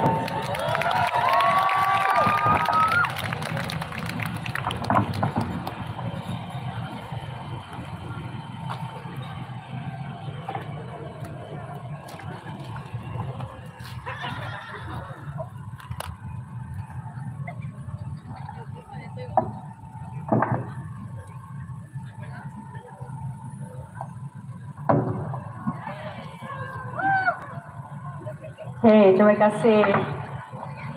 Maybe I should just hold it. Thank you all for being here and for the support for our amendment. Please remember that even though the Prime Minister yesterday announced that there will be a constitutional amendment for Perkara 14, he has conveniently left out that there will also be regressive amendments that are bundled together with it. So we're calling for the government to only proceed with the amendment to give women equal citizenship rights and to halt the rest of the regressive amendments. Thank you for this opportunity. I'm here to present a poem yang bertajuk Suatu Hari Anakku Bertanya. Suatu hari anakku bertanya, "Mak, kenapa saya bukan warga Malaysia?" Hatiku bingung. Apa penjelasan yang boleh ku berikan? Apa jawapan yang anak kecil mampu faham? Adakah salahnya terletak pada undang-undang purbakala yang menyatakan wanita adalah tidak setara? Atau tempat lahirnya salah, biarpun pilihan bukan dalam tangannya? Disisih oleh siasah yang dicatur mereka dari keselesaan kerusi pusingnya. Anakku tetamu yang tidak dialu-alukan di tanah air ibunya. Walaupun ibunya seorang anak ibu pertiwi, ianya masih tidak memadai. Kunjungan sekeluarga ke medan birokrasi tiada putusnya bagai air lalu, dan hari-hari sebelumnya mindaku akan runsing. Memikirkan adakah aku telah cukup membuat salinan, sijil kelahiran, perkahwinan, dokumen perjalanan, sebukit bukti yang anakku sahih, layak untuk tinggal di sini bersama ibunya. Apa salahku? Adakah jiwa kenegaraanku nipis kerana aku tidak jatuh cinta dengan seorang jejaka yang mempunyai pasport dan IC yang sama warnanya? Kerakyatan bukan sekadar sekeping kertas, ianya nikmat, keupayaan, kebebasan untuk berakar umbi, membentuk identiti, batu asas untuk kehidupan. Setiap detik yang berlalu takkan kembali. Matahari kekal terbit terbenam, lautan terus pasang surut, dan kami masih lagi menanti, dikelilingi janji-janji yang masih belum ditepati. Janji-janji yang kini berubah bentuk dan nada. Satu pintu dibuka, 5 lagi dibinasa. Meminggirkan lagi mereka yang telah dipadam dan dijadikan halimunan. Mereka yang lidahnya mengenal intim bahasa kebangsaan. Tapak kaki yang tidak pernah menyentuh tanah lain selain tanah kelahiran. Hak bukan barang untuk didagang. Anak kecil bukan satu ancaman. Terima kasih.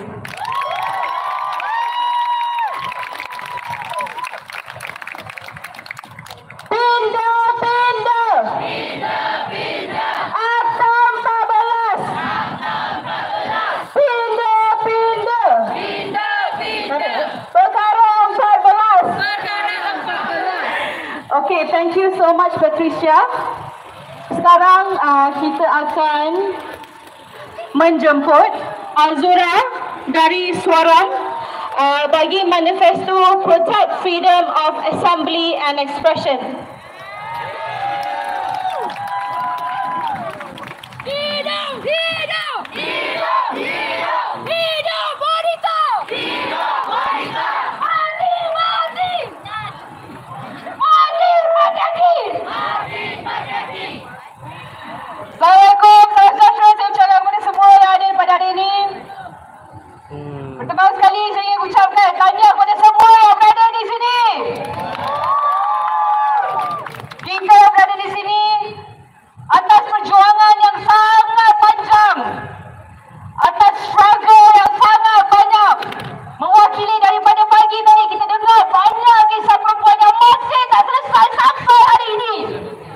Dan kita berdiri pada sini sebab kita nak tuntut hak kita untuk berdiri di sini dan untuk mengatakan isu-isu perempuan yang ada pada hari ini yang masih belum selesai. Dan kawan-kawan saya yang berdiri di sini, kita menuntut hak kita untuk berhimpun. Kalau dulu kita nak himpun, kita kena hantar notis 10 hari. Kita kena minta permit. Tapi pada hari ini, kita tidak perlu minta permit. Kita hanya perlu hantar notis dan kita tidak perlu mendapatkan kelulusan oleh pihak polis. Dan benda yang paling penting sekali, abang-abang polis, abang-abang SP yang ada dekat keliling ni, jangan ganggu aktivis. Jangan ganggu kami lepas habis acara ini. Ini adalah hak kami yang termaktub dalam perlembagaan. Hak kami untuk berhimpun. Tetapi selain daripada hari itu, perkara penting saya ingin tekankan adalah selain daripada himpun, yang paling penting adalah hak untuk berekspresi. Pada hari ini begitu ramai perempuan boleh berucap di luar, tetapi berapa ramai perempuan merasa selamat untuk berekspresi di dalam ruang private mereka sendiri.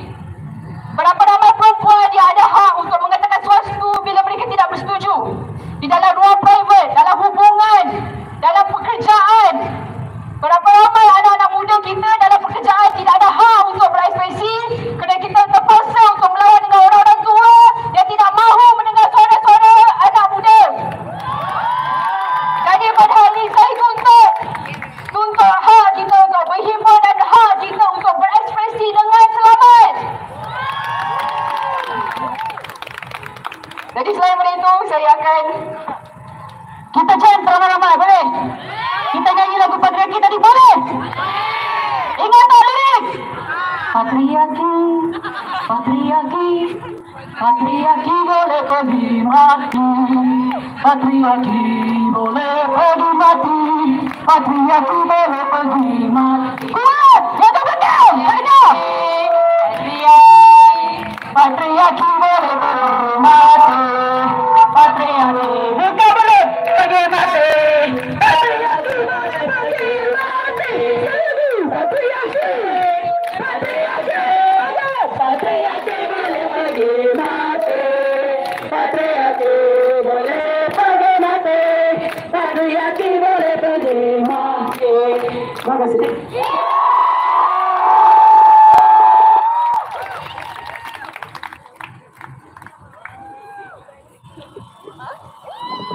Terima kasih kepada Azura dan rakan-rakan. Seterusnya kami akan menjemput Christina dari Amnesty Malaysia. Christina is a campaigner at Amnesty International Malaysia. Wait, let me just.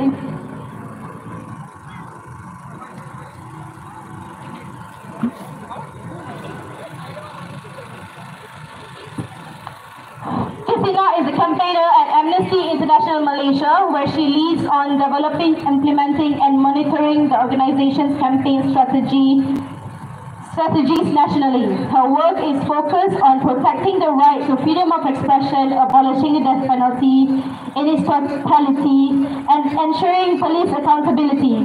So that's the only part that I can read from this paper, and she's also a dear friend of mine. So welcome, Christina. Hi. Bangkit, bangkit. Bangkit, bangkit. Bangkit, wanita. Bangkit, wanita. Before I start, I see some of you in the hot sun. There's space to sit here if you want to. Activists, you got to take care of yourselves. Please take care of yourselves. All right. Hi everybody, I'm Christina from Amnesty International Malaysia. We're part of a global movement of people who work for human rights.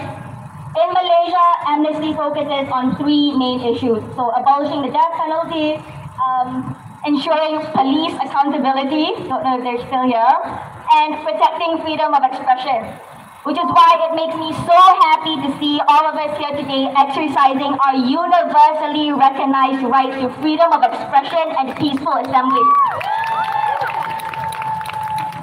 And this right to freedom of expression and peaceful assembly includes other rights that are essential to enable peaceful protest. So the right to life, the right to freedom of association, to privacy, to be free from arbitrary arrest and detention and ill treatment. Exercising these rights without fear or unlawful interference is central to living in an open and fair society.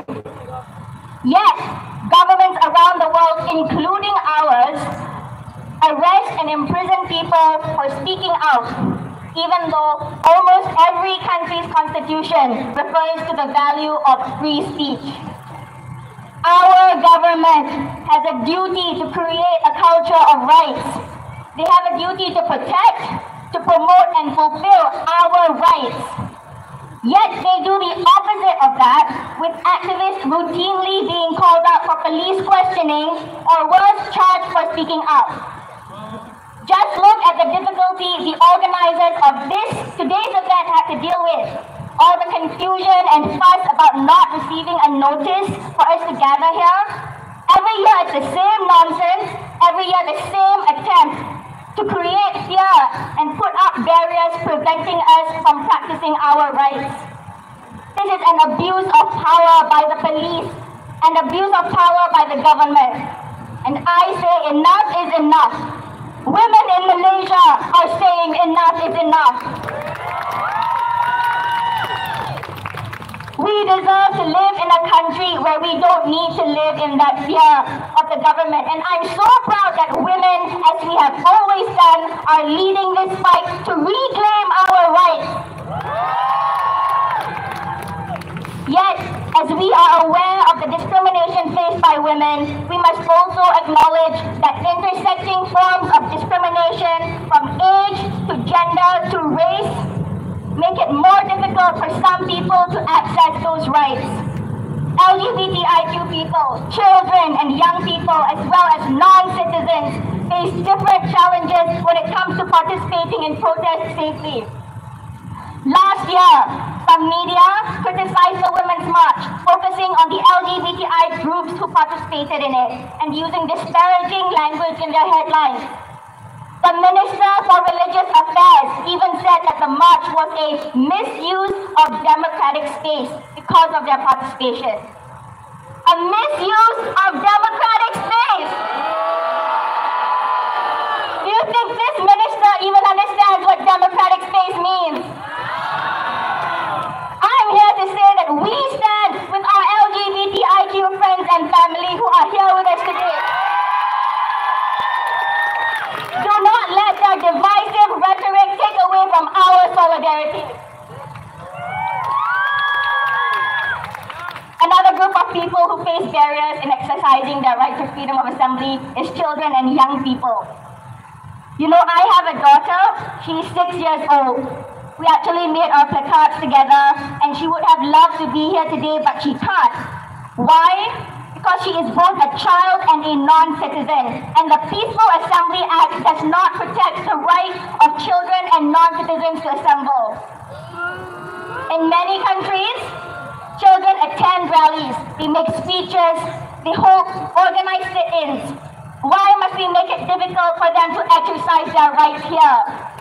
If my child, with my consent, wants to gather in solidarity with all the amazing people here today to commemorate International Women's Day, why does the Peaceful Assembly Act prevent her from doing so? Is this right? Similarly, the Peaceful Assembly Act also prevents non-citizens in Malaysia from participating in protests or demonstrations. Let me illustrate how ridiculous this is. So solidarity gatherings for Gaza are being held all across the world, right? So you may have a Malaysian friend who has moved abroad and has participated in one of these protests abroad. And why not? We shouldn't stay silent on the horrific humanitarian crisis facing the people in Gaza. But if you're a Palestinian in Malaysia and you want to be part of a demonstration or protest, you could be violating the law and face the threat of deportation. Imagine that. Being deported because you wanted to protest the destruction of your homeland and the killing of your people. Is this right? No! So why do we prevent so many from exercising their rights? Why do we want to silence their voices, whether they are LGBTIQ people or children or non-citizens? So as we gather here today, this International Women's Day, we demand that this government stop perpetuating a climate of fear by immediately dropping all investigations against activists for exercising their right to freedom of expression. No one should be investigated for practicing their democratic rights. Stop demonizing the LGBTIQ community in Malaysia and end discrimination against them. We are all equal under the law. End the intimidation and harassment of human rights defenders. Speaking up on behalf of the voiceless should not be a crime. Amend the Peaceful Assembly Act to fully guarantee the right to peaceful assembly for all. It's time to end the discrimination against children and non-citizens. And finally, abolish the Sedition Act. This colonial era law must go. Bangkit! Bangkit! Bangkit! Bangkit! Bangkit! Wanita! Bangkit! Wanita! Thank you.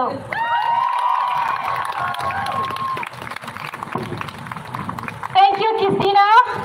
So we're left with two, last but not least, demands, which is eliminate gender-based violence in private and public life, as well as end armed conflict and genocide and liberation for all. I will be inviting Deborah on behalf of Lina from Yemen's Women Association.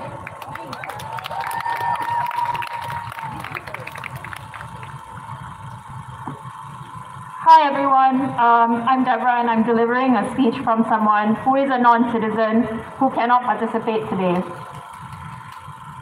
and gentlemen, as we gather today to commemorate International Women's Day, let us embark on a journey through the untold stories of courage, resilience, and hope in the face of unimaginable adversity. Close your eyes for a moment and envision the world through the eyes of a woman living in a war zone. Imagine the deafening roar of bombs overhead, the suffocating fear that grips her heart with every explosion, and the indomitable spirit that drives her to defy the darkness that surrounds her. In the streets of Palestine, amidst the rubble of bombed-out buildings, stands Mariam. A mother of four, Mariam shelters her children from the constant barrage of violence. Despite the loss of her husband to the conflict, she remains a pillar of strength for her family, ensuring they have food to eat and a roof over their heads. Her unwavering determination to protect her children is a testament to the strength of maternal love. Traveling to the heart of Sudan, we meet Aisha, a young woman who refused to be silenced by the atrocities committed by the militias in her village. After witnessing the brutal murder of her parents, Aisha risked her life to speak out against the violence. She organized women in her community, providing them with the tools and support they needed to demand justice. Aisha's bravery inspired others to join the fight for peace and accountability in their war-torn country. Venturing into the mountains of Myanmar, we encounter Nandar, a fierce advocate for the rights of ethnic minorities in her country. Despite facing persecution and threats from the military regime, Nanda fearlessly continues her work, documenting human rights abuses and providing aid to the displaced communities. Her courage in the face of adversity serves as a beacon of hope for those who continue to suffer under oppression. Then we find ourselves in the besieged city of Aleppo, where Layla, a doctor, tends to the wounded and sick amidst the chaos of war. Despite the constant danger posed by airstrikes and shelling, Layla remains steadfast in her commitment to saving lives. Her selflessness and compassion remind us of the indomitable spirit of humanity, even in the darkest of times. And finally, in the war-torn streets of Yemen, where famine and disease stalk the land with merciless abandon, women like Zara fight a daily battle for survival. They are the embodiment of resilience, their spirits unbroken despite the hardships they face, their love for their families a beacon of hope in the darkest of times. I think of Zara, a mother of four, whose unwavering determination sustains her family through the darkest of nights. Her every breath a testament to the strength of the human spirit. These are the stories of women in war zones. Stories of courage, resilience, and unwavering determination in the face of unimaginable adversity. But they are also stories of profound suffering and loss, of lives shattered and dreams deferred. These women are not just victims of war, they are heroes. Their stories of resilience, courage, and sacrifice serve as a powerful reminder of the strength of the human spirit in the face of unimaginable adversity. As we commemorate International Women's Day, let us stand in solidarity with women like Mariam, Aisha, Nandar, Layla, Zara, and countless others who continue to fight for peace, justice, and equality in the midst of war and conflict. Let us pledge to amplify their voices, to support their efforts, and to work tirelessly towards a world where no woman or girl has to endure the horrors of war. Thank you. Okay, when I say we are not free until we're all free. We are not free until we're all free. We are not free until we're all free. Thank you.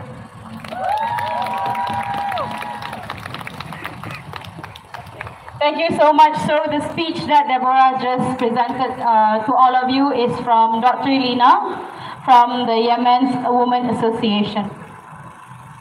So next, I'll be inviting Kaiser, and Kaiser will be reading a speech on behalf of someone from the Myanmar community.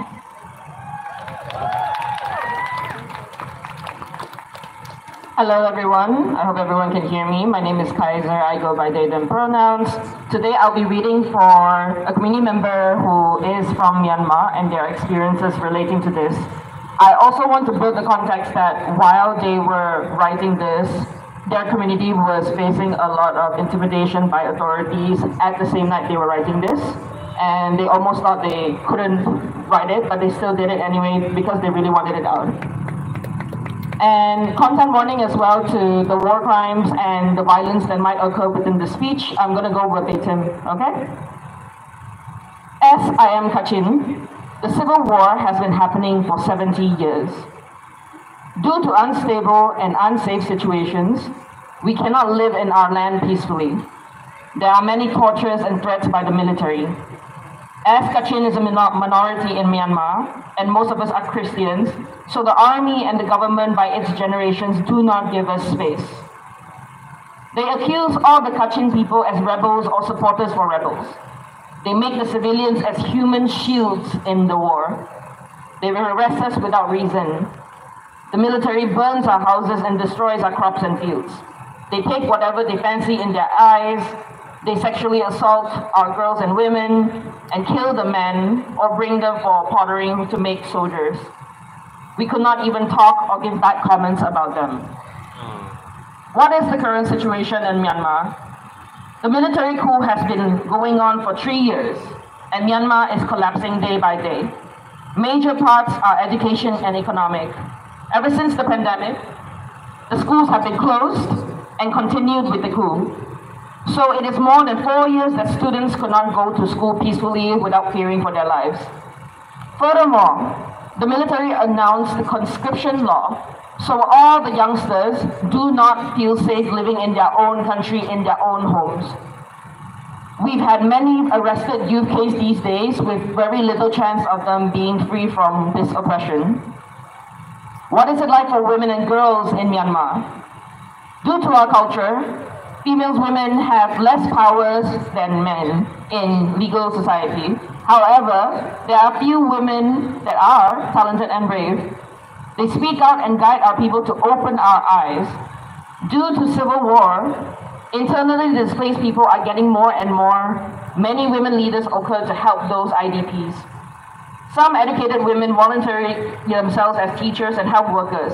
Some work as NGOs to help people within the country when the country does not.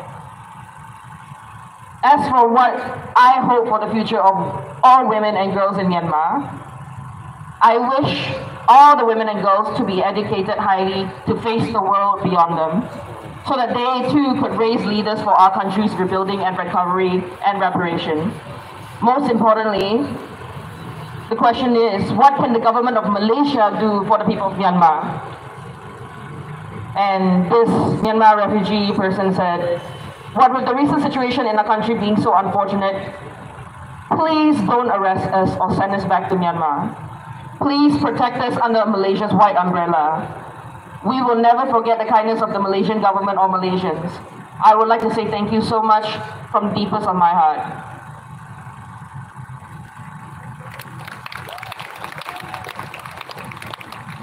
They never should have needed to ask like that, just to be humanized.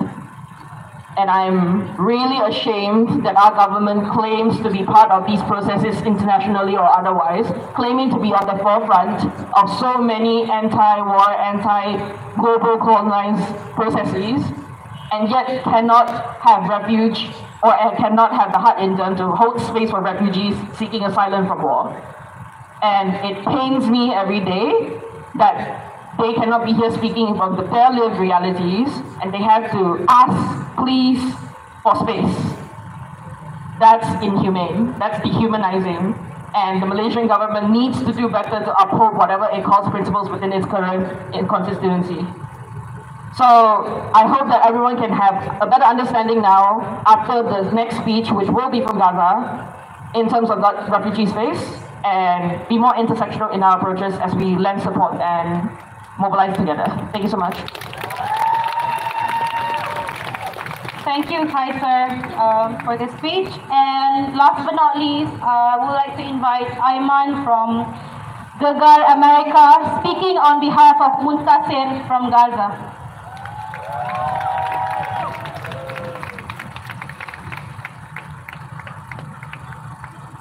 Hello, hi.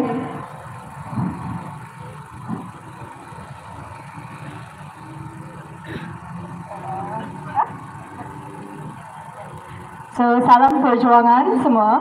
Saya Aiman dari Gegar Amerika dan saya akan membaca ucapan dari saudara Muntasir dari Gaza, Jaraballah, which is a middle state in Gaza.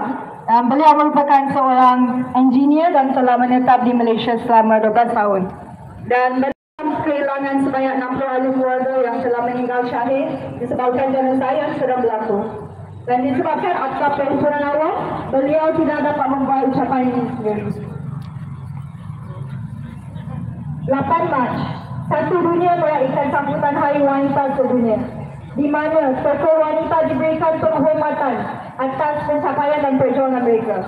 Namun, wanita di Palestin masih menuntut hak kebebasan dan maruah mereka, di mana negara maju seperti USA yang berusaha bahas dengan genosid tidak menghilangkan kekejaman yang dilakukan oleh rejim Zionis terhadap wanita di Palestin. Hari ini, 8,900 wanita telah mati syahid. Lebih daripada 23,000 wanita telah cedera dan ratusan rumah telah diceroboh. Lebih 2,100 wanita Palestin hilang.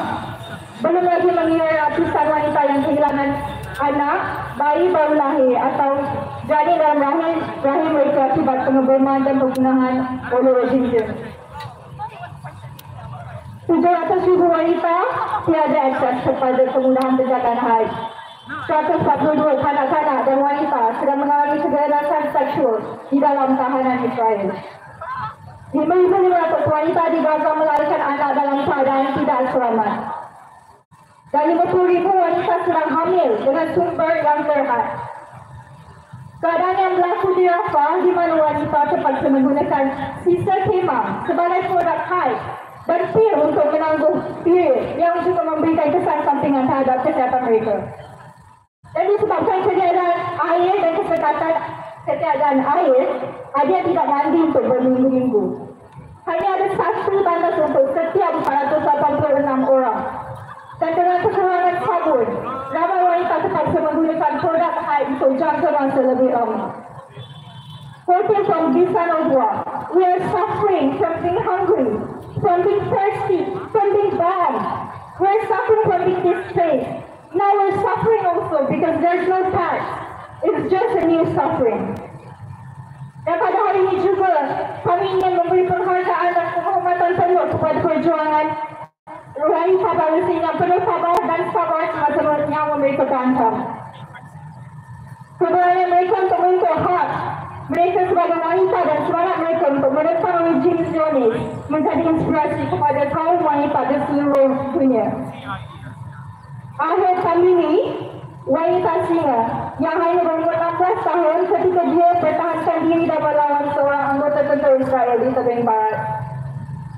Rasan Al-Najjar, bidadari Rahmah, paramedic sukarelawan yang ditembak dengan kejam oleh Israel semasa perayaan kepulangan besar-besaran, iaitu The Great March of Return, ketika orang melihat hati seperti yang sakit dan tercedera. Lima Khalid, antara wanita Palestin pertama yang terlibat dalam perlawanan bersenjata dan merupakan wanita pertama yang mengetuai misi perampasan pesawat untuk membebaskan tanah air. Fatima Bernawi, wanita asal Palestin yang pertama kali ditangkap kerana merancang serangan terhadap tentera Zionis dan kemudiannya menjadi ketua polis di Gaza. Dan nama beliau adalah Muna Alfred, iaitu aktivis yang menjadi tular di media sosial apabila dia melawan tentera IDF, polis Israel dan penerus haram dari merampas tanah kesayangannya di Al-Quds. Kemudian beliau berhadapan dengan rejim Zionis seterusnya mencetuskan pemberontakan di Syahjarah. Dan juga tidak lupakan juga para wartawan wanita seperti Plastia, Bisanogwa dan Kim Khudari yang berani mendokumentasikan kekejaman dan kejahatan tentera Zionis setiap hari terhadap rakyat mereka supaya sepatu dia tahu sisi sebenar rejim Israel. Jadi kami mendesak penghadiran Amerika, masyarakat antarabangsa dan semua organisasi antarabangsa yang berkaitan bertanggungjawab atas perkara yang telah berlaku atas wanita Palestin. Kami menuntut mereka bertanggungjawab sepenuhnya atas genocidal lancarkan oleh Israel terhadap wanita Palestin. Di saat Israel memberikan tekanan terhadap mereka, seluruh dunia mengambil bahagian dalam menghentikan kekejaman ini, namun terdapat sebahagian lain masih berdiam diri mengenai malapetaka yang berlaku. Saya ingin mengakhiri ucapan ini dengan satu petikan daripada Lina Abdurrahman. Palestine is a litmus test for our collective commitment to human rights and to the sexual and reproductive rights of all women and girls. Tiada kebebasan bagi wanita tanpa kebebasan wanita Palestin, dan tiada kebebasan untuk sesiapa tanpa kebebasan rakyat Palestin. Injustice anywhere is a threat to justice everywhere. Bebas, bebas! Bebas, bebas! Bebas wanita! Bebas wanita! Bebas, bebas! Bebas, bebas! Bebas Palestin! Bebas Palestin! Terima kasih. Thank you.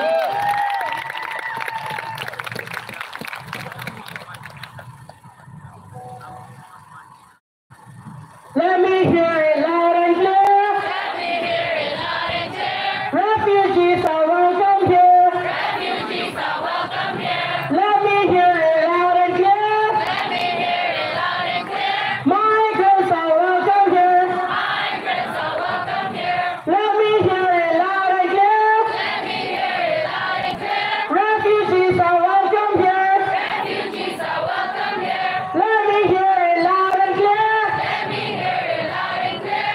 Migrants are welcome here. Migrants are welcome here. Bangkit, bangkit. Bangkit, bangkit. Bangkit, wanita. Bangkit, wanita. Bangkit, bangkit. Bangkit, bangkit. Bangkit, wanita. Bangkit, wanita. Bangkit, bangkit. Bangkit, bangkit. Bangkit, wanita. Bangkit, wanita. Wanita. Bangkit. Wanita. Wanita! Terima kasih! Okey, baiklah, kita dah sampai ke penghujung acara. Sebelum anda pergi untuk pulang, saya nak ingatkan sekali lagi untuk scan QR code yang ada di hadapan dalam banner ni. Okey, kalau belum lagi. Okey, mungkin saya bagi 1 minit untuk scan.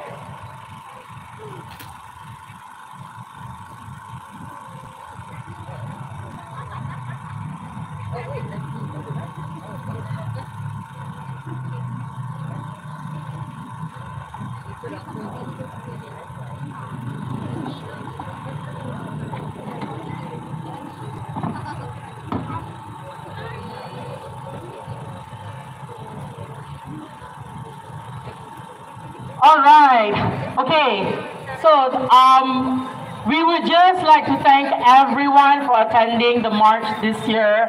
It's a great turnout, it's a diverse turnout. Very, very thankful for getting this opportunity to be here with you. Let's thank our marshals who have been working very hard to make sure that everyone is safe.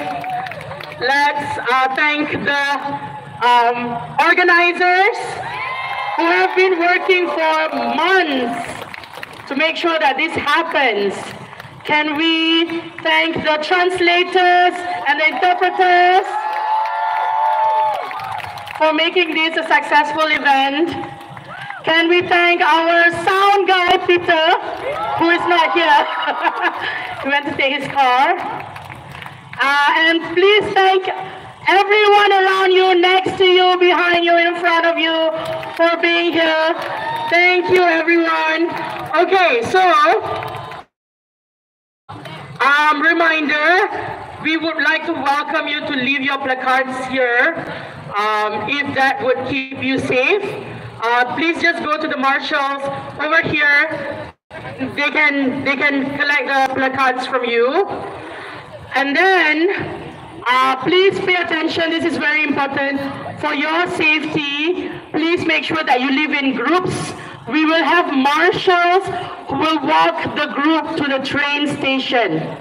So you can follow the marshal to leave, or you can walk back to Sogo. But please disperse through the main route.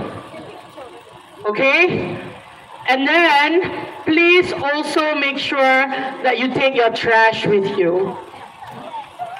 We just talked about climate crisis and things like that. We have to walk the talk as well. So I think that's it. Thank you, everyone. We'll see you again next year. Fire and follow. Signs up. Bye.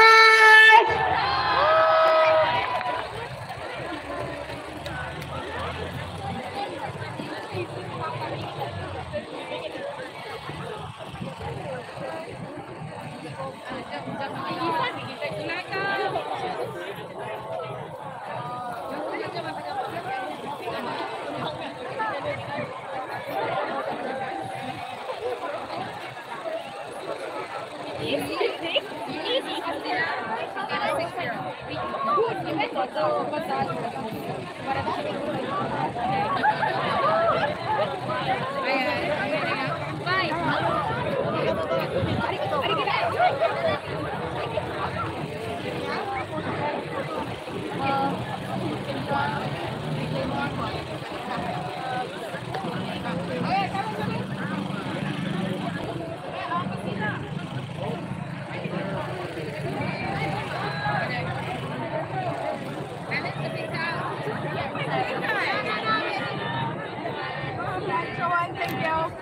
Sorry.